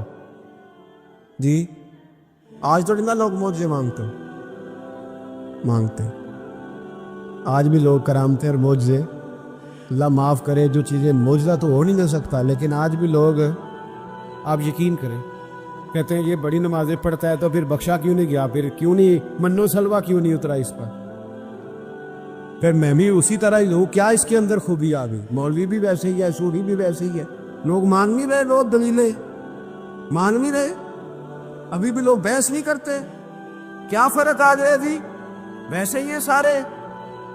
اللہ تعالیٰ سے ڈرنا چاہیے، ہمیں سامنے والے کی طرف دیکھ کر صحیح ہونے کا حکم نہیں ہے، ہمیں اپنی اصلاح کا حکم ہے، اپنی طرف دیکھ کے اپنے آپ کو ٹھیک کرنے کا۔ الزام لگا کے گزر جانا اس کا کوئی مطلب؟ سنو اور یاد رکھو، حضرت صالح علیہ السلام سے کہنے لگے پہلے معجزہ دکھائیں، تو حضرت صالح علیہ السلام نے فرمایا اونٹ کہاں سے پیدا ہوتے ہیں؟ کہاں اونٹنی کے بطن سے۔ فرمایا آؤ میں تمہیں پہاڑ کے اندر سے اونٹنی پیدا کر کے دکھاتا ہوں۔ کہاں سے؟ پہاڑ کے اندر سے حضرت نوح ساتھ لے کے گئے تو پہاڑ کے اندر سے اونٹنی نکلی اور اونٹنی بھی گابن تھی، اس کے پیٹ میں بچہ، اور اونٹنی اتنا دودھ دیتی تھی کہ ساری بستی دودھ پی جاتی تھی، پھر بھی دودھ بچ جایا کرتا تھا۔ لیکن حضرت نوح علیہ السلام نے فرمایا تم نے دیکھ تو لیا یہ اسے، یہ جتنا دودھ دے گی روٹی بھی اتنی کھائے گی، ایک دن تم سارے پانی پیو گے، ایک دن یہ سارا پانی پیا کرے گی، ایک دن تم سارے باقی جانوروں کو گھاس کھلاؤ گے، ایک دن یہ اونٹنی، اور اونٹنی کا نام کیا؟ ناقۃ اللہ، اللہ کی اونٹنی۔ کس کی اونٹنی؟ نام کیا ہے؟ اللہ کی، یہ اللہ کی اونٹنی ہے۔ تو حضرت نوح علیہ السلام کی اونٹنی فرمایا اس کی بے ادبی نہ کرنا۔ باز نہیں آئے لوگ، باز نہیں آئے، کہنے لگا جی دودھ دینا تو ٹھیک ہے، پر یہ جو سارا پانی پی جاتی ہے نا یہ صحیح نہیں، یہ جو ساری گھاس کھا جاتی ہے یہ نہیں ٹھیک، دودھ دینا تو ٹھیک ہے پر یہ نہیں صحیح۔ آپ نے فرمایا اسے کچھ نہ کہنا، اللہ کی اونٹنی ہے۔ میں کہا کرتا ہوں ان لوگوں نے ناقۃ اللہ کی بے ادبی کی، حضرت نوح علیہ السلام کی اونٹنی کی ٹانگیں کاٹ دی، صالح علیہ السلام کی۔ اور دیکھو اللہ بڑا بے نیاز ہے، اگر پیدا کرنا جانتا ہے تو حفاظت کرنی نہیں جانتا، لیکن رب کریم نے فرمایا نہ کرنا۔ انہوں نے ان کے پیر کاٹ دیے، کانوں پہ چھریاں لگائیں۔ اونٹنی جب مر گئی، اونٹنی اللہ تبارک و تعالیٰ کی وہ اونٹنی جب مر گئی تو حضرت صالح علیہ السلام کی قوم پر رب کریم نے زلزلہ بھیجا، اذا زلزلت الارض زلزالہا، جب زلزلے آئے گے، اور جب ان کا زلزلہ آنا تھا، زلزلہ آتا ہے نا، کیا کرتی ہے قوم؟ لا الہ الا اللہ، لا الہ لا الہ الا اللہ، کلمے جاری ہو جاتے۔ بلکہ ایک دفعہ ایسا بھی ہوا کہ مسجدوں میں اعلان ہونے لگے زلزلہ آ رہا ہے، جو فجر کے لیے نہیں اٹھے زلزلے کے لیے وہ بھی اٹھ گئے، جن کا دعویٰ ہے نا میری سویرے آنکھ نہیں کھلتی، ان کی لگی نہیں کتنے گھنٹے، بعد میں بھی نہیں لگی، ٹی وی پہ اعلان ہوتے رہے کوئی نہیں آ رہا سو جاؤ چپ کر کے، لیکن آنکھ لگی۔ موت سے تو ڈرتا ہے، اللہ سے ڈرتا ہی نہیں، موت کا خوف ہے رب کا نہیں۔ زلزلہ آیا ساری قوم تباہ ہو گئی۔ بتاؤ اگر ناقۃ اللہ کی گستاخی ہو تو اللہ ناراض ہو جاتا ہے، اور اگر اولیاء اللہ کی ہو، اگر اولیاء اللہ کی ہو تو رب ناراض نہیں ہوتا؟ شرم نہیں آتی لوگوں کو داتا صاحب کی بے ادبی کرتے؟ شرم نہیں آتی لوگوں کو غوث اعظم کی گستاخی کرتے؟ حیا نہیں آتی جنہوں نے دین پھیلایا ان کی بے ادبی؟ میں درد سے کہتا ہوں، رو کے کہتا ہوں، اور اگر کلیجہ پھٹ سکے تو میں دکھاؤں زخم کتنے۔ ایک حج کے موقع پر ایک بابا جی، اس سال 4,80,000 روپے کا پرائیویٹ حج تھا، اور بابا جی کی کیفیت کمزور تھی، بیچارے بیمار تھے، اس کے باوجود وہ گئے۔ بوڑھے آدمی، جا کے بیٹھیے، بزرگ، اور کتنی مشکل ہے وہاں مینا، مزدلفہ، عرفات، طواف زیارت، کتنا مشکل کام ہے طواف زیارت کرنا، طواف وداع کرنا۔ کس کٹھن سے حج کیا، بڑھاپے میں پیسے بھی لگائے، اور جب وہ روضہ رسول پہ گئے صلی اللہ، اور انہوں نے جا کے نبی پاک صلی اللہ علیہ وسلم کے روضے کی طرف منہ کر کے درود شریف پڑھا تو ایک ملا نے اٹھ کے کہہ دیا تو مشرک ہے۔ تو میری روح کانپی، میں نے کہا تجھے شرم نہیں آئی، حیا نہیں آئی؟ اس کی عمر دیکھ، کس بڑھاپے میں کہاں سے چلا کہاں آیا۔ یہ مشرک ہوتا تو کسی مندر میں جاتا، یہ مشرک ہوتا تو کسی گرجے میں جاتا، یہ مشرک نہیں، یہ مومن ہے۔ اور یہ وہ والا مومن ہے جس کے سینے میں دل جب دھڑکتا ہے تو خالی دھڑکتا نہیں، ساتھ وہ محمد عربی پہ درود و سلام بھی پڑھتا ہے۔ شرم نہیں آتی لوگوں کو؟ اتنی بڑی گستاخی کرتے، جو روضہ رسول پہ آیا مشرک ہے۔ میں نے ایک مولوی کو صاف صاف کہا تھا، میں نے کہا اگر میں مشرک ہوں تو نکالو، مشرک کا داخلہ تو یہاں ویسے ہی منع ہے۔ شرم نہیں آتی؟ اپنی زبان کا ایک پاس کرو کچھ۔ اتنا ظلم، اتنی بڑی فرقہ واریت امت میں، اتنا امت کو تقسیم کرتے ہو، تمہیں شرم نہیں آتی؟ جہاں سے اتحاد کا پیغام دینا چاہیے وہاں سے تم لوگوں کو فرقے کا پیغام دیتے، ایک مخصوص فرقے کی تبلیغ کرتے ہو۔ خدا را، تو میں کہہ رہا ہوں ناقۃ اللہ کی بے ادبی پہ عذاب آتا ہے، تو اولیاء اللہ کی بے ادبی میں نہیں آتا؟ داتا صاحب ساری دن کی تبلیغ کرتے رہے، ایک آدمی نے اٹھ کے کہہ دیا جناب وہ تو شرک کا اڈا ہے، تو رب کریم ناراض نہیں ہوتا ان باتوں سے؟ ہمیں خیال کرنا چاہیے، اللہ سے ڈرنا چاہیے۔ ان چیزوں سے عذاب آتا ہے اور آ رہا ہے، اللہ تعالی ہمیں محفوظ فرمائے۔ اللہ ہمیں اس سے قوم لوط پہ بھی عذاب آیا ہو۔ ہم جنس پرستی، مرد مردوں سے بدکاری کرتے ہیں۔ حضرت نوح نے سمجھایا کہ یہ کام درست فطرت کے خلاف ہے، یہ کام درست نہیں۔ جب انسان یہ کام کرتا ہے تو زمین اور آسمان کانپتے ہیں۔ اب میں کیسے کھول کے بتاؤں، میرے پاس اعداد و شمار ہے کہ پاکستان کے اندر اس کام کی کیفیت کیا ہے اور کس طرح کر کے لوگ، میں تو رونا روتا رہتا ہوں داڑھی کا۔ لوگ کئی دفعہ کہتے ہیں حضرت صاحب پہلے بھی آئے تھے تو داڑھی کی بات، پھر بھی آئے تو داڑھی کی بات، تو میں رونا روتا ہوں۔ اس لیے روتا ہوں کہ جو کلین شیو نوجوان ہوتا ہے وہ امرد کے حکم میں ہے، اس پر وہی حکم لگتا ہے جو عورت پہ لگتا ہے۔ اس کے ساتھ مرد کا اٹھنا بیٹھنا اسی طرح ناجائز ہے جس طرح عورت کے ساتھ۔ حضرت جنید بغدادی رحمت اللہ تعالیٰ علیہ کے سامنے ایک شخص نے کہا وہ کتنا خوبصورت نوجوان جا رہا ہے، تو آپ فرمانے لگے تو حافظ قرآن نہیں؟ کہا ہاں۔ فرمانے لگے جا اپنے حفظ کی خیر منا۔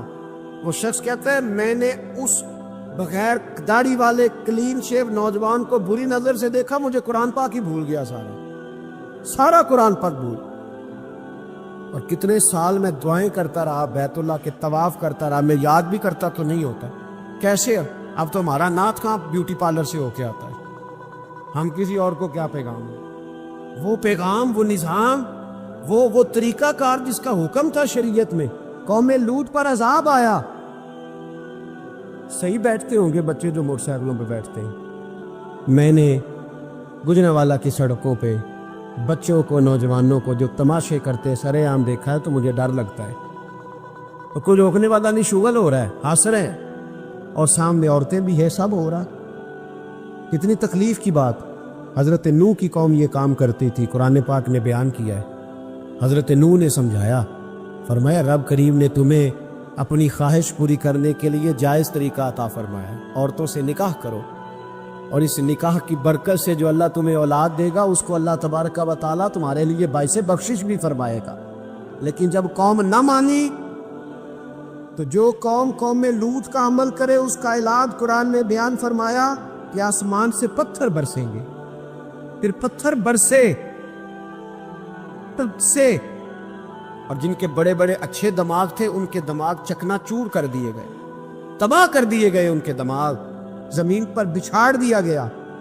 اللہ مہلت دیتا ہے، لیکن اس کا مطلب یہ نہیں کہ انسان توبہ ہی نہ کرے۔ حضرت شعیب علیہ السلام کی قوم پر بھی عذاب آیا، اس لیے کہ بددیانتی کرتی تھی، ناپ تول میں کمی کرتی تھی۔ میں نے کہا تھا شب قدر کی رات کہ یہ کوئی تماشا ہے کہ شب رات آئی تو ساری رات روتے رہے، یا اللہ معاف کر دے، یا اللہ معاف کر دے، رو رو کے چیخے مار مار روئے۔ شب قدر آئی تو پھر چیخے ماری، ساری رات روئے۔ تو جس بندے کا پروگرام ہی نہیں سویرے بدلنے کا، دکان پہ بیٹھ کے پھر وہی ناپ تول میں کمی، پھر وہ اللہ تعالیٰ معاف کرے۔ میں ایک مضمون پڑھ رہا تھا تو وہ فوڈ کے اسپیشلی لوگ تمہیں لکھا تھا مہربانی کرو ملاوٹ ہی اچھی چیز کی کر لو، مرچ میں کیری تو نہ ملاؤ اینٹوں کی، وہ تو بیمار کرتی ہے، وہ تو خون کی آنتوں کو روک دیتی ہے۔ وہ کہنے لگا، اور وہ کہتا ہے میں تمہیں بتاتا ہوں کون کون سی چیز ملائی جا سکتی ہے، وہ ملا لو۔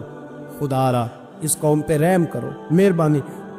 ایک دوست ہے ہمارے، میں وزیر آباد میں ان کے گھر بیٹھا تھا تو ایک میڈیکل، میرا کسی شخص پہ اعتراض کرنے کا میں مجموعی بات کرتا ہوں۔ میں ایسے ڈاکٹروں کو جانتا ہوں جو اللہ تعالیٰ فضل کرے سچ مچ کے نیک ہیں، اچھے لوگ۔ تو بچے کا میڈیکل سٹور ہے، تو والد بیمار ہو گیا، تو کہتا ہے ابا جی ڈاکٹر صاحب نے کہا آپ کو ڈرپ لگنی ہے، تو سگے باپ کو ڈرپ لگانے لگا، تو باپ کیا کہتا ہے پتر تیری مہربانی مینو کوئی اصلی لائی، وہ نہ لائی جی لوکاں نو لانا ہے۔ اب وہ پیار سے سنا رہا ہے بات۔ میں نے اسے کہا کہ یہ تو ڈوب مرنے کا مقام ہے نا، ڈوب مرنے کا مقام، کہ جس ملک کے اندر دوائی بھی صحیح نہ بکے، اصلی نہ ملے دوائی بھی، اور پھر وہ قوم کہے کہ ہم نے تو پورے روزے رکھے، ہم نے تو بڑا صدقہ اور خیرات کیا، دوائی بھی اصل نہ ملے۔ جناب شعیب علیہ السلام کی قوم ناپ تول میں کمی کرتی تھی، اللہ تبارک و تعالیٰ نے ان پر بتا عذاب کس طرح کا بھیجا، شدید گرمی ہوئی۔ اللہ ہمیں محفوظ فرمائے، سارے آمین کہہ دیا۔ دیکھیں کتنا اچھا موسم کر دیا رب کریم، اللہ ہمیں محفوظ فرمائے، اللہ رحمت فرمائے۔ شدید گرمی کی لہر آئی، باہر اتنی گرمی ہوئی کہ لوگ اپنے گھروں میں گھس گئے، جس طرح سورج کی شعاعیں گھروں کے اندر داخل ہو جاتی، اس طرح گرمی کی لہر اندر داخل ہوئی۔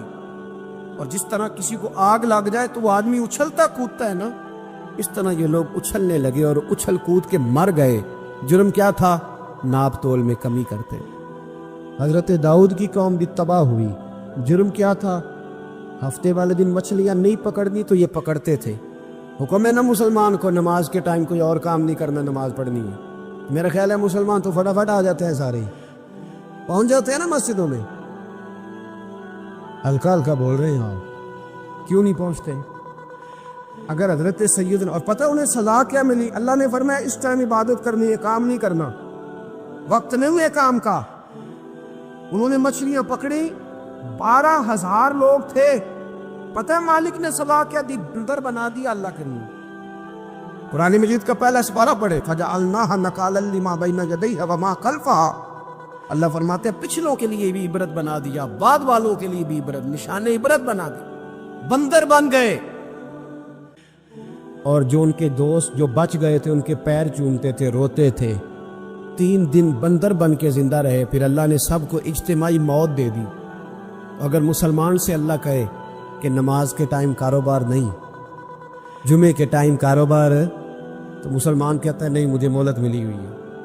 یہ تو اس وقت پتہ چلتا ہے نا جب بچے ڈیوٹی لگاتے، ہاں ہاں ہاں عذاب آتا ہے، اس وقت پتہ چلتا ہے۔ میں نے دیکھا یہ منظر، اس وقت پتہ چلتا ہے جب بچے کسی ملازم 6,000 کی ڈیوٹی لگاتے، کہتے ہیں ابے کا دھیان رکھنا، ہم دکان پہ بیٹھنے لگے۔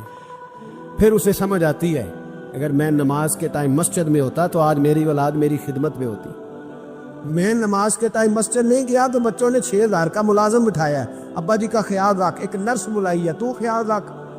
کدھر ہوتے ہیں مسلمان نماز کے ٹائم؟ ایک عیسائی نے اعتراض کیا ہے، سنے، وہ کہتا ہے مجھے لگتا ہے مسلمانوں کے 3 خدا ہیں۔ مسلمان اڑ گیا، کہنے لگا نہیں ہمارا تو ایک ہے، کہا نہیں 3 ہے۔ معاذ اللہ استغفر اللہ، ہمارا ایک ہے، کہنے لگا نہیں میں ثابت کرتا ہوں، ایک تمہارا خدا 5 نمازوں کا ہے، ایک رمضان کا ہے، ایک عید کا ہے۔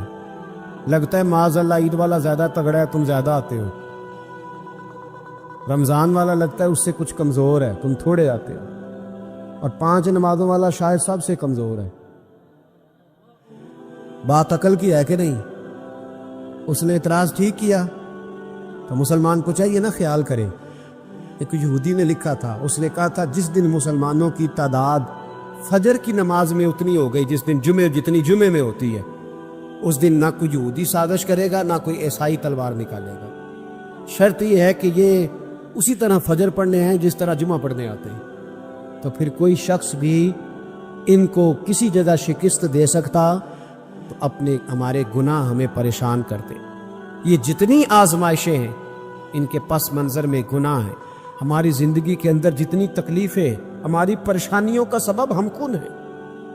بہت ساری جگہوں پہ ہم غلطی کرتے ہیں، اس کی ہمیں سزا ملتی، غلطی کی سزا۔ ایک نوجوان نے مجھے بڑی گہری بات سنائی، میرا قریبی تعلق تھا، کہنے لگا گھر میں بڑا مسئلہ ہے، بڑی پریشانی ہے، ماں اور بیوی کا ماحول اتنا سخت ہو گیا کہ نمٹ نہیں سکتا۔ آپ یقین کریں میں نے ڈیٹیل سے ساری چیز کو اسٹڈی کیا، میرے پاس اتنا وقت نہیں ہوتا، پھر بھی میں نے اس فیملی کو پورا پڑھا تو غلطی نوجوان کی نکلی۔ نہ اس پہ اماں اعتبار کرتی ہے نہ بیوی اعتبار کرتی۔ اس نے جھوٹ بول بول کے اس طرح کی ماحول پیدا کر دیا ہے کہ کوئی اس پر اعتماد کرنے کو تیار ہے۔ اگر آپ ناراض نہ ہو تو ایک بات کروں، پتہ ہے گھر میں ماحول کب خراب ہوتا ہے؟ باہر والے ہماری تقریر سنتے ہیں، گھر والے ہمارا عمل دیکھتے ہیں۔ جب وہ دیکھتے ہیں نا کہ یہ کس طرح کا شخص ہے، اس کے رویے، اس کا کردار، اس کا لب و لہجہ کتنا برا ہے اور یہ کردار کا کتنا کمزور ہے۔ اعلیٰ حضرت فرمایا کرتے تھے نیک وہ ہوتا ہے جس کی تنہائی صاف ستھری ہوتی ہے۔ اس لیے ماحول بگڑ جاتا ہے۔ یہ جو ہم کہتے ہیں نا میرے سجن بڑے بنتے ہیں پھر ٹوٹ جاتے ہیں، کچھ لوگ ایسے ہوتے ہیں جو ان کے پاس جاتا ہے انہی کا ہو جاتا ہے، وہ کہیں اور کے قابل کیوں بلا؟ اس لیے کہ ان کے کردار میں ٹھنڈک دیکھتا ہے، ان کے لب و لہجے میں مٹھاس دیکھتا ہے، اس شخص میں اتنی خوبصورتی دیکھتا ہے کہ اسی کا بن جاتا ہے۔ مشکاہ شریف میں ایک بڑی منفرد حدیث ہے، بڑی انوکھی، بڑی نرالی۔ صرف شعروں پہ نہیں وجد ہونا چاہیے، ہمیں حضور کی باتوں پر بھی تو وجد ہونا چاہیے نا۔ ہمارے طلباء نا اب کتاب و سنت کو اس ذوق سے نہیں پڑھتے جو صوفیاء نے ہمیں دیا ہے، اور عام پڑھنے والی عوام بھی اس ذوق سے نہیں پڑھتی۔ ورنہ بعض چیزیں ایسی ہیں جن پر ساری ساری رات روح وجد کرتی. یہ حدیث پاک دیکھیے گا، حضرت سیدنا عوف بن مالک رضی اللہ تعالیٰ عنہ اس حدیث کے راوی ہیں. نبی پاک صلی اللہ علیہ وسلم فرماتے ہیں میرے پاس فرشتہ آیا، روز دعا مانگتے تھے نا حضور امت کی بخشش کے لیے، تو فرماتے میرے پاس فرشتہ آیا تو رب کریم نے فرمایا محبوب 2 باتوں میں سے ایک اختیار کر لو. کون سی؟ کہا محبوب یہاں تو وعدہ کرتے ہیں کہ آپ کی آدھی امت کو بخش دیا جائے گا، یہاں آپ یہ اختیار کر لیں کہ آدھی امت ابھی، اور یہاں آپ سفارش کا حق لے لیں، آپ قیامت میں سفارش کیجئے گا، آپ کا رب آپ کی سفارش کو قبول کر لے گا. حضور فرماتے مجھے اختیار دیا گیا، یہاں آدھی امت کی بخشش کرا لوں فوراً. سودے ہوتے ہیں نا بڑے، یہ بھی انوکھا سودا ہے جو رب کریم اپنے محبوب سے فرما رہا ہے کہ یہاں ابھی آپ اختیار لے لیں، آدھی امت بخشی گئی. تو رسول کریم صلی اللہ علیہ وسلم فرماتے ہیں میں نے کہا نہیں مالک آدھی نہیں، تو مجھے سفارش کا حق دے، پھر جس کی میں سفارش کروں تو قبول فرما. پھر پیغام حق آیا کہ والا سوف یؤتیک ربک فترضی، محبوب جس طرح آپ کہیں گے آپ کا رب آپ کو راضی کر دے گا. اسی طرح سے ایک حدیث سیاستہ میں موجود ہے، رسول کائنات صلی اللہ تعالیٰ علیہ وسلم فرماتے ہیں کہ اللہ تعالیٰ نے ہر نبی کو ایک دعا دی، ہر پیغمبر کو اللہ نے ایک دعا دی. صحیح حدیث میں موجود. دیکھو دنیا میں انسان کو بڑے چانس ملتے ہیں، اگر تو نفع لے گیا تو لے گیا. اللہ تبارک و تعالیٰ زندگی میں ایک دفعہ موقع دیتا ہے، انسان کو عزت بھی دیتا ہے، دولت بھی دیتا ہے، اسے بہت ساری چیزوں سے نوازتا ہے. اگر اس کی گردن میں سریا آ گیا تو تب بھی آ گیا، اور اگر اس کا جھکاؤ رکوع تک چلا گیا تو تب بھی چلا گیا. اب اس کے اختیار میں، اور میں کئی دفعہ کہہ چکا ہوں کہ عاجزی اور انکساری کا تعلق آپ کے دل کے ساتھ ہوتا ہے. اگر آپ کے باطن میں میل آ جائے کسی بھی سبب سے تو پھر آپ نے اللہ تبارک و تعالیٰ کی کرم کا کوئی شکریہ ادا نہیں کیا. اور اگر وہاں عاجزی رہے، دل جھکا رہے، باطن آپ کا رب کے ساتھ جڑا رہے، اس کا معنی یہ ہے کہ پھر آپ تواضع میں، پھر ابھی تک آپ کے اندر وہ میل کچیل نہیں آئی جو بہت ساری چیزوں پہ رکاوٹ بن جاتی. اگر ہمیں چانس دیا جائے کہ لو جی قبول کرا لو، تو بڑے بیچارے لوگ ہیں جن کے دلوں کے اندر، روحوں کے اندر ایک لیڈر رقص کر رہا ہے، وہ جلدی سے کہیں کہ کبھی مجھے لیڈر بنا دیا جائے تو موج لگ جائے. ایک چانس ہے. بڑے سارے لوگ ہیں جو چاہتے ہیں کہ دنیا کی ساری دولت اکٹھی کر کے پیروں میں لے آؤں. ایک چانس مل جائے تو جانے لوگ کیا کریں.